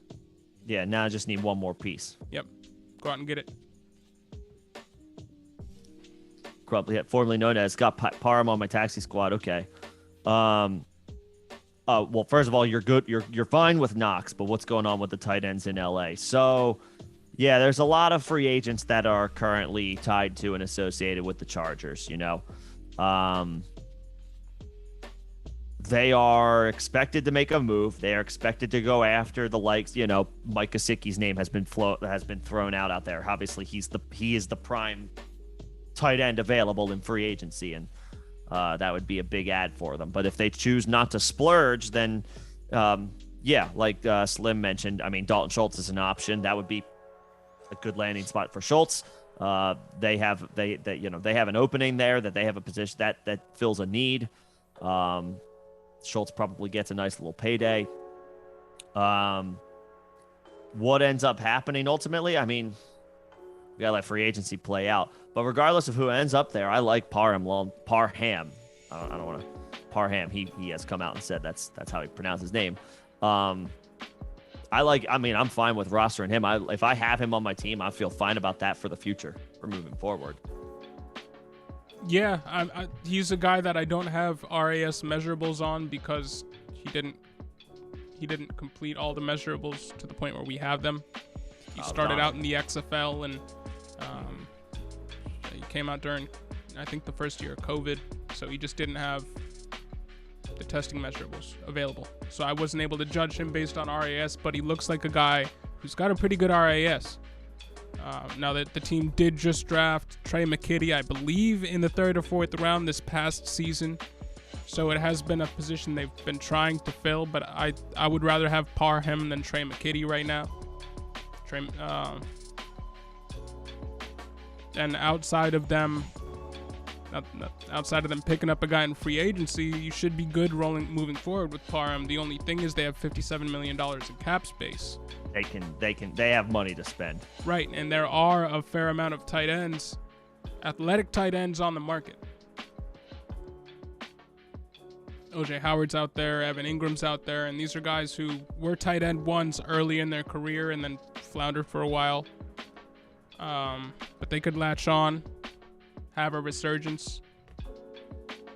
I wouldn't be surprised if the Chargers try to make a big splash and do end up with a guy like Gesicki. That roster is top heavy, but not deep at all. They need talent. I wouldn't be surprised if they splurged and signed Gesicki. It would submarine Parham for the short term, but I mean, he'd still be he's still a hold. He's still a good asset to hang on to in Dynasty. Yes. In that situation, if that scenario plays out.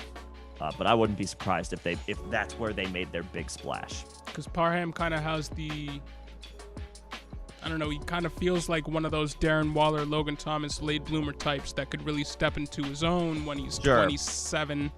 Right, which is not yet, right. Which is not now. Right. And Justin Herbert is a quarterback who is ready to compete now. So what do you do when you have a great young quarterback on a young rookie contract? Surround him with talent. Yep. And then you groom some of these guys that will be cheap later on when his big contract kicks in. I wouldn't be surprised if Gesicki ended up in LA. And I wouldn't be surprised if Parham ends up being their guy long term. Sure. I agree. Yeah, I agree. Yeah. But them getting Dalton Schultz, I never really thought about that. That would work as well. I never really thought about that. That would be interesting. I wouldn't hate that.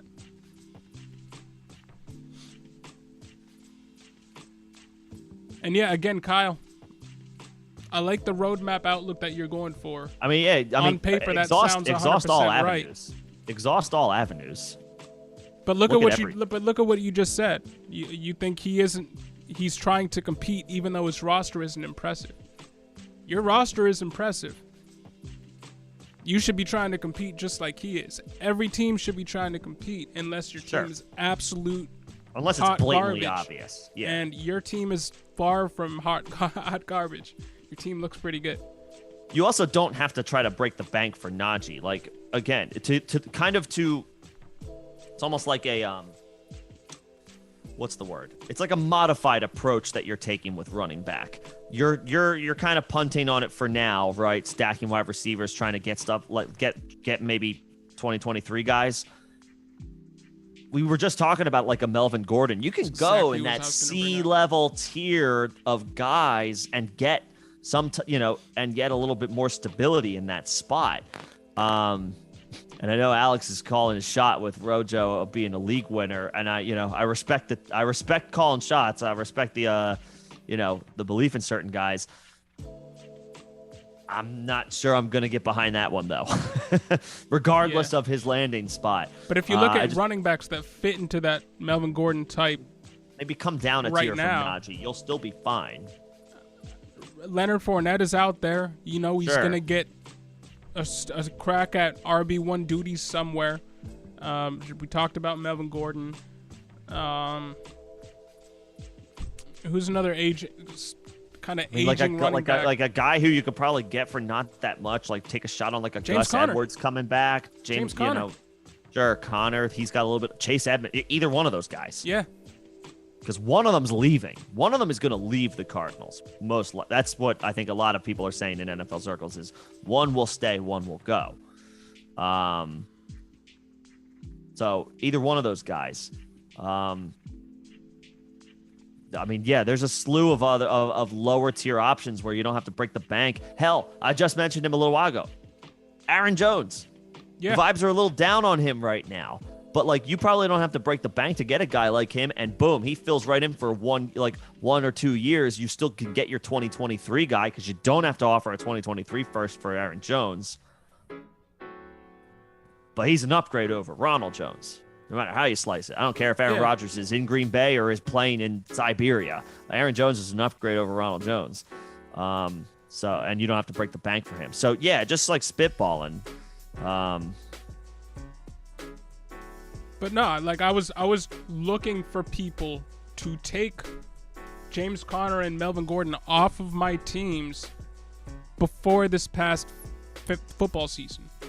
Yeah. And you can probably find somebody who is a little bit flusher at running back that has some of these elder veteran types, elder statesman at running back types, where you won't have to offer that much, and you can kind of toe the line between the roadmap that you have and winning now. You can build out your running back depth. Not, to Nick's point, not give up your 2023 assets. Still build in that 2023 class with the running backs being a focus.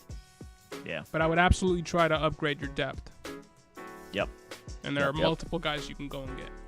And then if Ronald Jones is your RB3, and now I feel a little bit, or even better, it eventually becomes like an RB3, RB4 guy where it's like he can be a flex guy every now and then, or a bye week injury fill in. Maybe he becomes an every week starter, but you have the flexibility in the event that he doesn't. Hey, Kareem Hunt. Sure, boom, that's fine. His value's down right now. He's still only 26. It's not great. It's not like the most ideal. He's the change of pace guy in that offense, but you won't have to give up a first to get him. No, not at all. And he can be a guy for you for one more year. Probably goes elsewhere and be a guy that you're happy to have on your team. He might turn into Melvin Gordon as a timeshare back. Sure. And sure. Yeah. Good with it. Yeah. Good with it. So Rojo heard the sell high Jamar Chase take and his go. I like this move though. Try to get Higgins and 23 picks. If you can swing that, I say do it.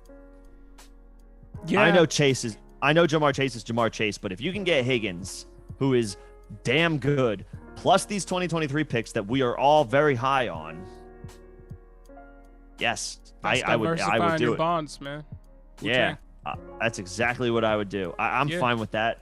I know giving up Chase will sting. It might hurt, but like if you can get him for that type of haul, or if you can sell him for that type of haul, that's something that I'm interested in. And hey, I heard other fantasy assets stealing our takes, or fantasy analysts stealing our takes. I heard somebody else out there talking about selling Deebo Samuel. I'm not the only one. Okay, there you go. See, there you go. No, I'm good with that. I'm good with that, Rojo. No, I don't hate that either at all. I'm good with that. I know Chase is Chase, but everybody's got a price. You're selling a top 3 guy for a top 10 guy, top 12 guy. They're both everybody's young. Got a price. If you can pick up a couple of 23 picks and drop 8 spots at wide receiver, because that's what it would be. Yep. I mean, yeah, that's a win. That's a win. Yep. I'm good with it. Win. And Alex, I don't know if I can get on board with that, but much respect for sticking to your guns. Yeah, call your shots. There's no doubt. I'm not sure if I can get behind that though. But hey, I support your takes. The cost on him is, I mean, if you truly believe that Rojo is going to be a league winner, you can get him for nothing. Yeah. Kyle, as far as running backs, I think we kind of went over a list for you. But like the possibilities are endless at the end of the day.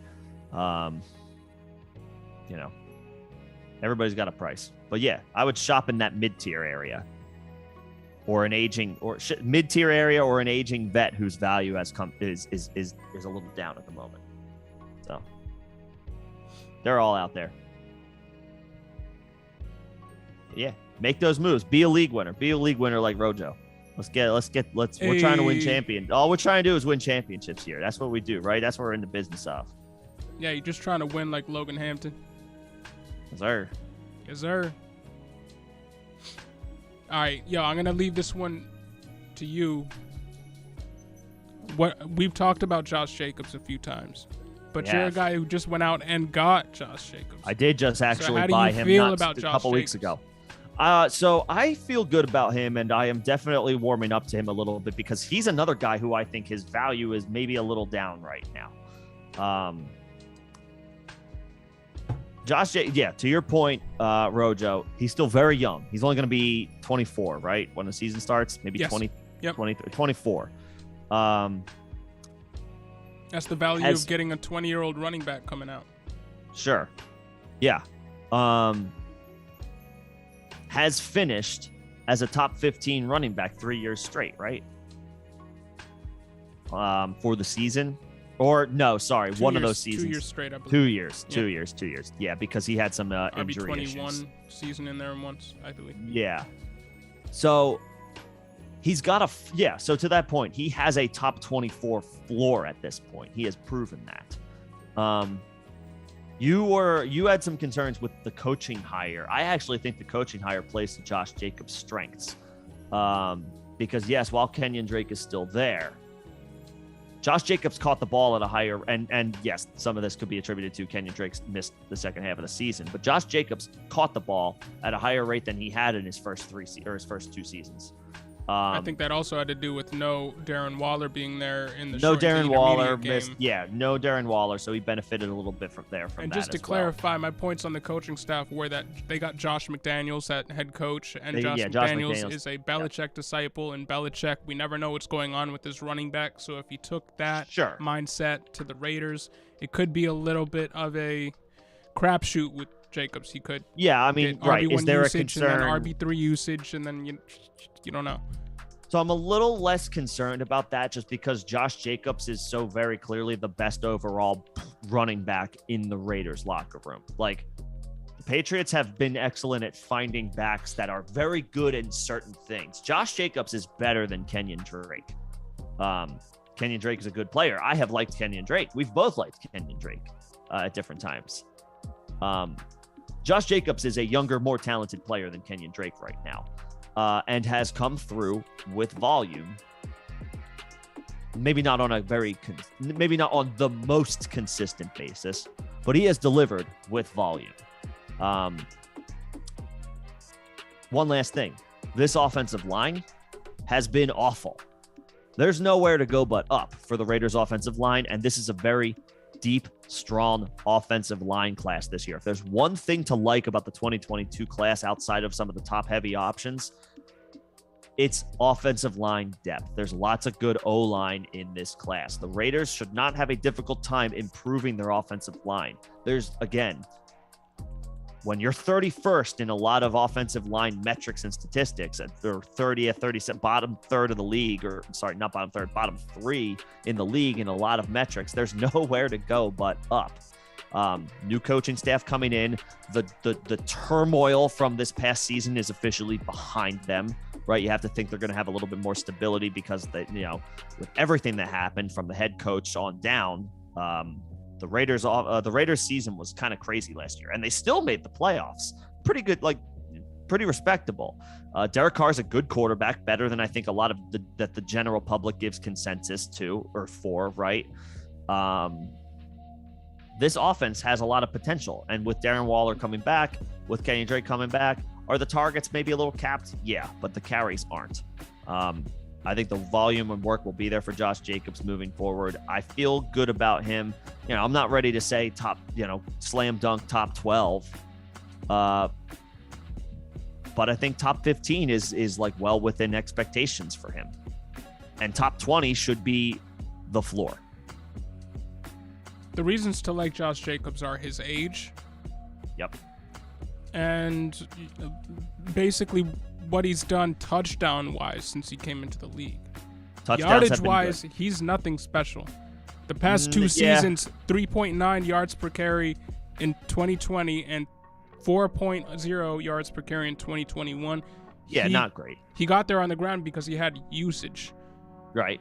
They used him a ton, and this past year they finally gave him more than 45 targets. They gave him 64. Yeah. He was able to cash in on that to a certain extent. But he had 7 touchdowns, 12 touchdowns, 9 touchdowns.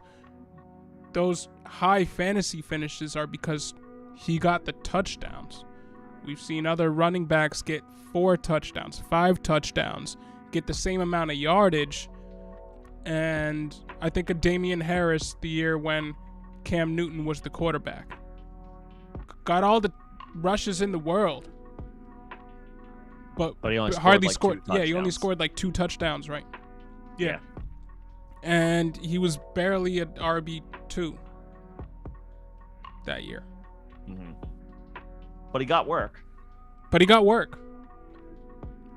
The reservations for me are, is he going to be a sub 4 yards per carry running back? And the only reason we're buying in is because of his age. Technically, he's given us those 3 years. You look at running backs in 3-year windows. Right. Well, he was in and out of the lineup last year, wasn't he? He was in it he's had a slew of injuries. Played in 15 games. Yeah, playing through injury. So in 2020 played in 15 games, and in 2019 played in 13 games. Which is good. That's good. So availability is a thing as well. I know he was playing through injuries last year. So Jacobs is still a guy I'm willing to bet on. Nick and I are on opposite ends of the spectrum here with him. We differ here, but Jacobs is a guy I'm willing to bet on for a decent additional 3-year window. Maybe like a 2-year window. But I'm fine with Jacobs right now. Right now, today, what you're going to have to pay, I think he's going to be you're fine. You're going to get a better running back than you have to pay for at the end of the season. He's just hard to deal with week to week. Yeah, week to week he can be frustrating, but the results will be there overall at the end of the day. And if I can get a guy who will win me weeks a third of the time, at, again, to your point, the cost that I need to use to get him, I'm good with that. Because a late first would probably get it done in most. Maybe even just 2 seconds. I don't know. Yeah, and with Josh, and in this class this year, if I can give up, like, say, the 204 and the 210 or 211 or something along those lines, yeah, sign me up. That works for me. Sign me up. I would do it then. Yeah. So there you go. Rojo agrees. Yeah, I don't love him. He's still a value as it stands right now. He's been a value every year he's been in the league. Mm-hmm. Josh Jacobs. Yep, and I feel okay about taking a gamble on that happening once again this year. Well, I already did, so I kind of have to. Yeah. But you know, regardless, I think Jacobs will be fine for at least another couple years. And the upside might be there for better yards per carry if that offensive line improves. Yep. So come on, Raiders. Figure it out. Mike Diggs said Devin Singletary, so there's no context there, but yeah, Devin Singletary. You like Devin Singletary? I mean, I don't know what were we talking about when the Devin Singletary? Oh, like a guy to running trade? Backs to buy? Is that a guy? Yeah, maybe yeah. I don't know. I feel like you could. His price is up right now. I think you wait until after the draft. Yeah, his price is higher right now because everyone's completely out on Zach Moss just looking at his ADP, which means people are in on Devin Singletary. And there's reason to be. He had a good end to the season. And he was clearly like the guy that they were going with. If you had to bet on one guy being a league winner, Rojo or Zach Moss, who would it be? Rojo, I guess. Just gotta ask you the hard questions. All right. Rojo. The Bills don't run the ball, and Zach Moss is still. I'm interested in Zach Moss at cost, but league winner, I'll say Ronald Jones.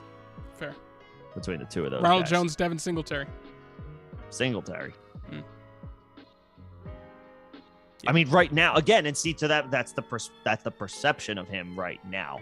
So if you were to trade for him, it's going to cost a little extra. Won't break the bank, but I think the Bills are going to have to go out in free agency and get a running back. And Mike, for class second RB, got it. D-line, O-line early. So I think, again, at best, if you're looking at running back, you're looking at another third-round running back for the third time in 4 years. Man, they should just not. There's no reason for them to. There's no reason. They should just upgrade at O-line and continue rolling out Devin Singletary and Zach Moss. But if you believe they're going to get a running back in the draft, you should wait until the draft.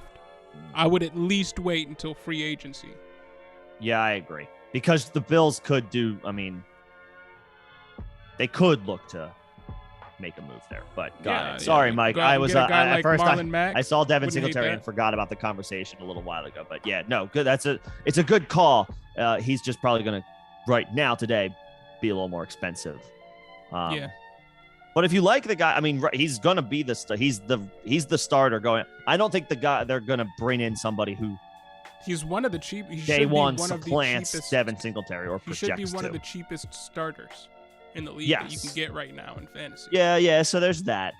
But his value is up relative to relative to if Zach Moss had done literally anything to end the season. Yeah. And I don't think he's going to do as little as he did. I don't think he's going to do that again. Like I may have been off on his on liking him a little more long term than I originally had. Like I'm thinking his window in the NFL could be very short at this point now, but I think he's not far from an opportunity as of today. Right now, he's not far from an opportunity. Honestly, right now he looks a lot like Josh Jacobs. Josh Jacobs that hasn't been given the opportunity until recently. Well, Jacobs is way better. And I thought I was in on Zach Moss last year. I was wrong, but I'm going to be back in on him again this year because he's free. Yes. Yep. So, We are coming up on 2 hours here, so we're probably going to wrap things up in the next couple of minutes. First of all, Sounds appreciate everybody coming in.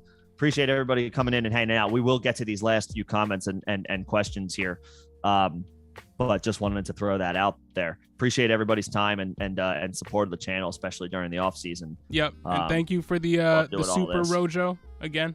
Appreciate it. And if you have any other questions, flood them in the chat right now. We'll get to them. But yeah, we are going to be winding down a little bit here. Or any topics you want to see us cover at a little bit more in depth. It's been 2 hours, man. Time flies when you're having fun and talking fantasy. Time flies. Yeah. Time does fly when you're talking fantasy. So, and all things NFL related. But yeah, Rojo, we're all Nick and I believe are all on board with at least exploring what you can get for somebody who's at peak value. But if they're going to keep utilizing him as a wide back, as Debo refers to it, first of all, I hope they pay him like a wide receiver and they don't hold that against him. First of all, second of all, I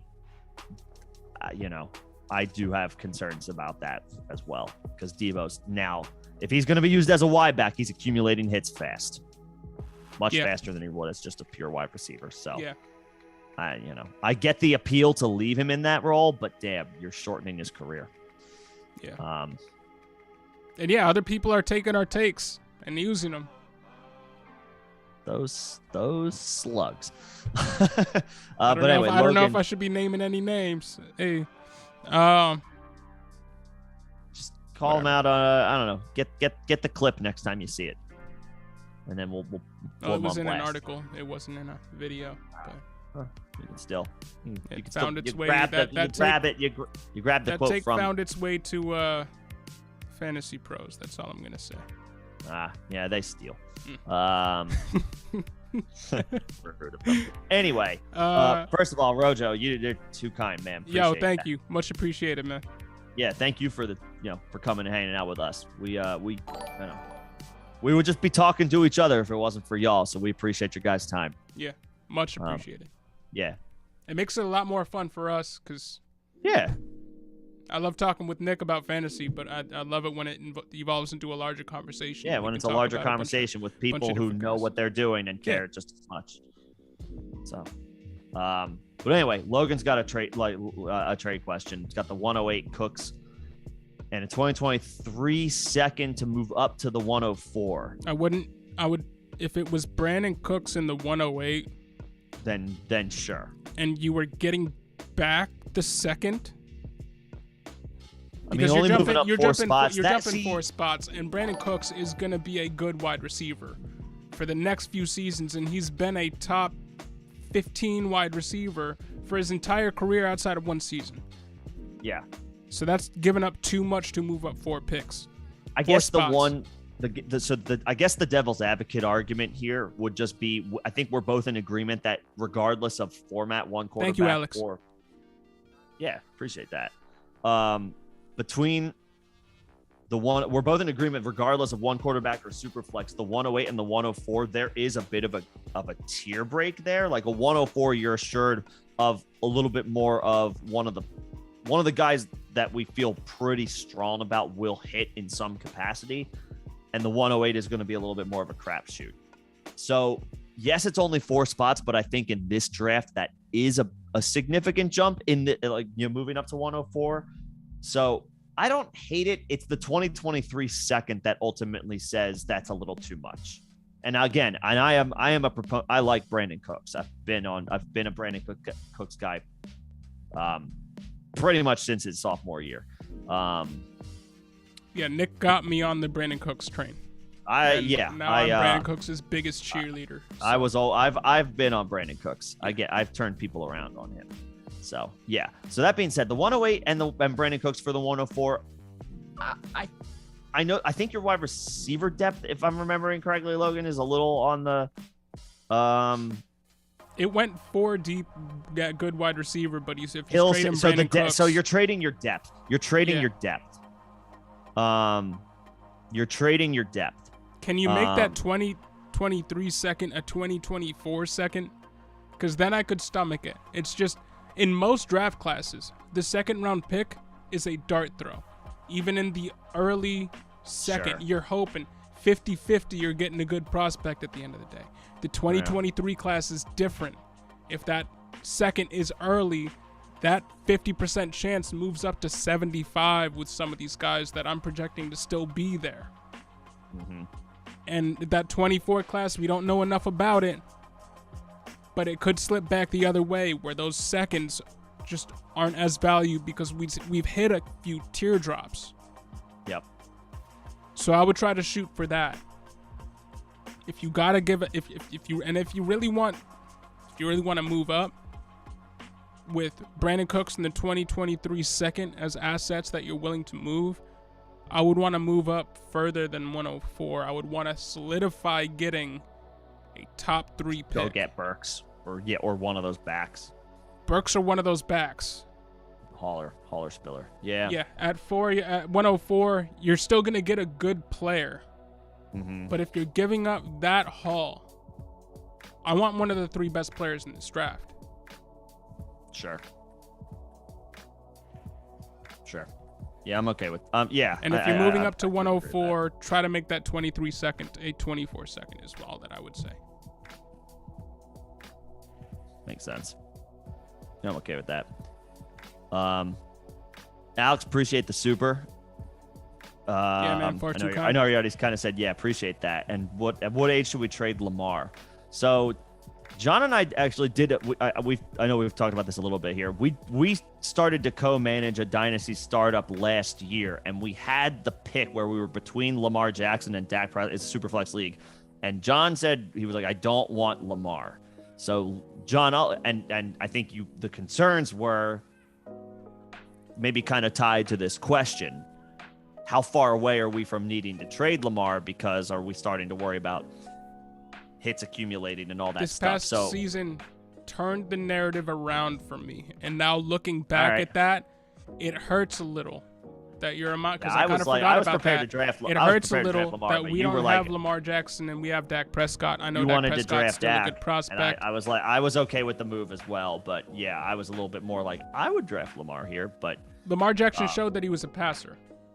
He can throw the ball. Lamar can throw the ball. Yeah. The narrative around that is, if there's a narrative out there that he can't, it's false.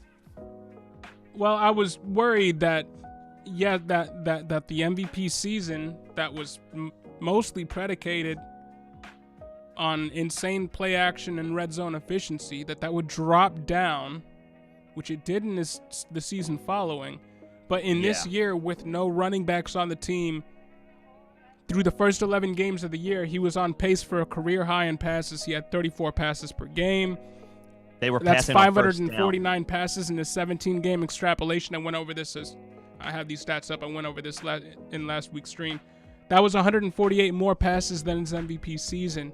He did that in this past season. Yeah. Also on pace for 190 rushes. That's 14 more than his MVP season on his 16-game extrapolation. He was QB 14, QB 8 in points per game, and through 11 weeks he was QB 6. He showed he can be a pass-first guy. The team has solidified young weapons around him for the future. You got Hollywood Brown and Rashad Bateman and Mark Andrews, and J.K. Dobbins is coming in. If somebody, I'm not thinking of Lamar Jackson as somebody that you should be selling at all anymore. You should be trying to buy him from somebody who thinks he's going to hit a cliff. Okay.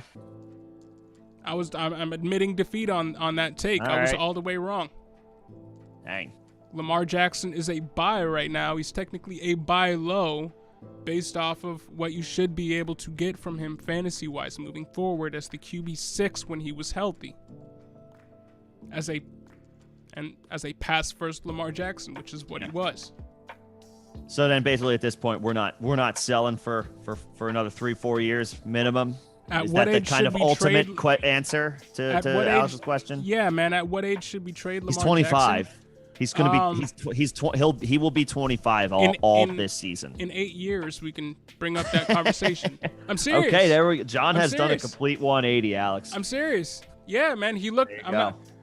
If we're talking about a run-first quarterback who shifts into pass-first mode, the way that he did, which could come back to the mean a little bit this year, again, to your point about a healthy Dobbins and a healthy Edwards. We're looking at a guy who's more on the Russell Wilson spectrum than I thought he would ever be. There it is. And Russell Wilson had his first down year in his whole career this past season as a guy that just finished outside of the top 12 QBs. He's a buy low right now. But that's 8 years from where Lamar Jackson is, which is my point. We'll talk about Lamar Jackson being a sell candidate in 8 years. I don't hate that. I like I'm not Lamar. there yet. I like Lamar. I like Lamar a lot. I'm not one of those people that thinks he can't throw the ball because that he proved that to be wrong. Like, it's like, that's just not true. He can. Yeah. He can.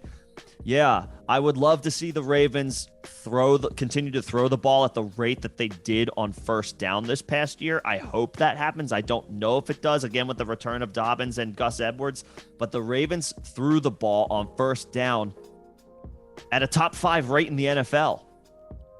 So yeah, I can get totally on board with that about Lamar Jackson and his longevity being longer than I think maybe others don't necessarily see just yet. Yeah, in 8 years, he won't have Mark Andrews in 8 years. Rashad Bateman's going to be in his 30s. Hollywood Brown's going to be in his 30s, and at that Hollywood point, will be in his 6th year of a Twitch career. Right, there you go. At that point, we can reevaluate. Stupid rumors. How we should be approaching Lamar Jackson in Dynasty, but right now, let that puppy ride. Yeah. Let that ride. Yeah. But thanks, Alex. Oh, yeah. Thanks again. Yeah. Glad to hear that about Lamar Jackson. Oh, yeah, Logan can't trade 2024 picks. Tell your commish to open that up. That's all I'll say. That's terrible. Open that up. Should be 3 years out at least. I would do 5 years if I could. I think I can. So, Sleeper, I think 2022 seconds. How many of them do you have? Yeah. Oh, you have the 108 and the 412. Never mind. That's right. He doesn't have any seconds this year. Okay. Maybe use the 108. Talk to your commish. Yeah. Get those 2024s And then once open. you can trade 2024 seconds, do that. And yeah, Rojo, we have some of the same homework. So yep. we'll be, there will be videos out about those Christian guys. Watson is one of those guys that is going to benefit a lot from the combine because once people get metrics on him, he's 6'4", and I believe he can run in the low 4.4s, maybe even in the 4.3s somewhere. So as soon as we get measured, he's that dude. He is gonna rise up draft charts, and he technically has the athletic profile of like a AJ Green. Let's get it. So I'm interested to see what happens with Christian Watson. I'm interested to see what happens with Justin Ross because prior to him sustaining that injury, I believe it was 2 years ago, he was thought of as the future Jamar Chase when he was playing with Trevor Lawrence. He fell off a little bit with, wasn't it Ugalele? Wasn't that their quarterback in Clemson? This past season? But regardless, you're right. If Justin Ross can find his way back to playing with Trevor Lawrence, his old quarterback, when the quarterback who he was making things happen with ETN. Yeah, he was. And looking like the future wide receiver 1 in his draft class, Justin Ross, that's going to be an interesting pick too. Because Justin Ross has that alpha profile, but he was used in the slot. He could play all over the formation. He's the guy that I'm looking at in the second round as a guy that is very intriguing to me. Very intriguing because his breakout age is, if you like that metric, Justin Ross has the breakout age. Yeah. Jahan Dotson is a guy that I need to do some more homework on, though, for sure. Him and David Bell, I need to do more homework on. But Xavier Dubs, what's going on? Thanks for joining us. What's going on, Xavier? It's good to see you, man. I'm sorry you're joining us towards the end of the stream. You're catching us at the tail end, but good to see you, man. Yeah, as always. And hey, we'll be back in 2 days, same time, same place. We'll be back Thursday, yes, sir. I don't know what the topic is gonna be. Well, we're gonna have a little bit more. I mean, the quarterbacks are gonna be throwing on Thursday, so we could. Okay. Yeah, we might talk have some about the measurables combine, and you never know in the NFL. Obviously, things happen quickly. Yep. Sometimes the topics create themselves. But yeah, that is a wrap for today. But yeah, like John said, tune in on Thursday again, 6 p.m. Eastern, same time, same place. If you're interested, we'll keep talking Dynasty. We'll keep talking fantasy. We'll keep talking through strategies, and we'll take a look at your team and figure something out as far as a plan moving forward. Because before you know it, not only is the NFL draft going to be here, but our rookie drafts are going to be here very quickly. Yeah. And Xavier, you can always just run it back and play it from the beginning. There's always that. But hey, it's not live. I mean, it's not live. Yeah, but hey, either way, thanks for being there, joining in, being part of the community. To everybody, thanks for being part of the community. We appreciate you. Yeah, appreciate everybody's time tonight. We also, this off season we rolled out members, the members functionality with this YouTube channel. And we'd love to get some members in here so we can start creating some members-only content, start having some members-only streams, and start really digging into your guys' teams, because we offer some perks along with our memberships. We offer deep dive team renovation analysis in Dynasty, along with a couple other things. So click the button on the screen and you can see what we offer membership-wise and if it's worth it for you. If you're interested. If you're interested, that would be a great help to us. But regardless, thank you guys for tuning in. We'll see you in 2 days. Thanks, everybody. Have a good one.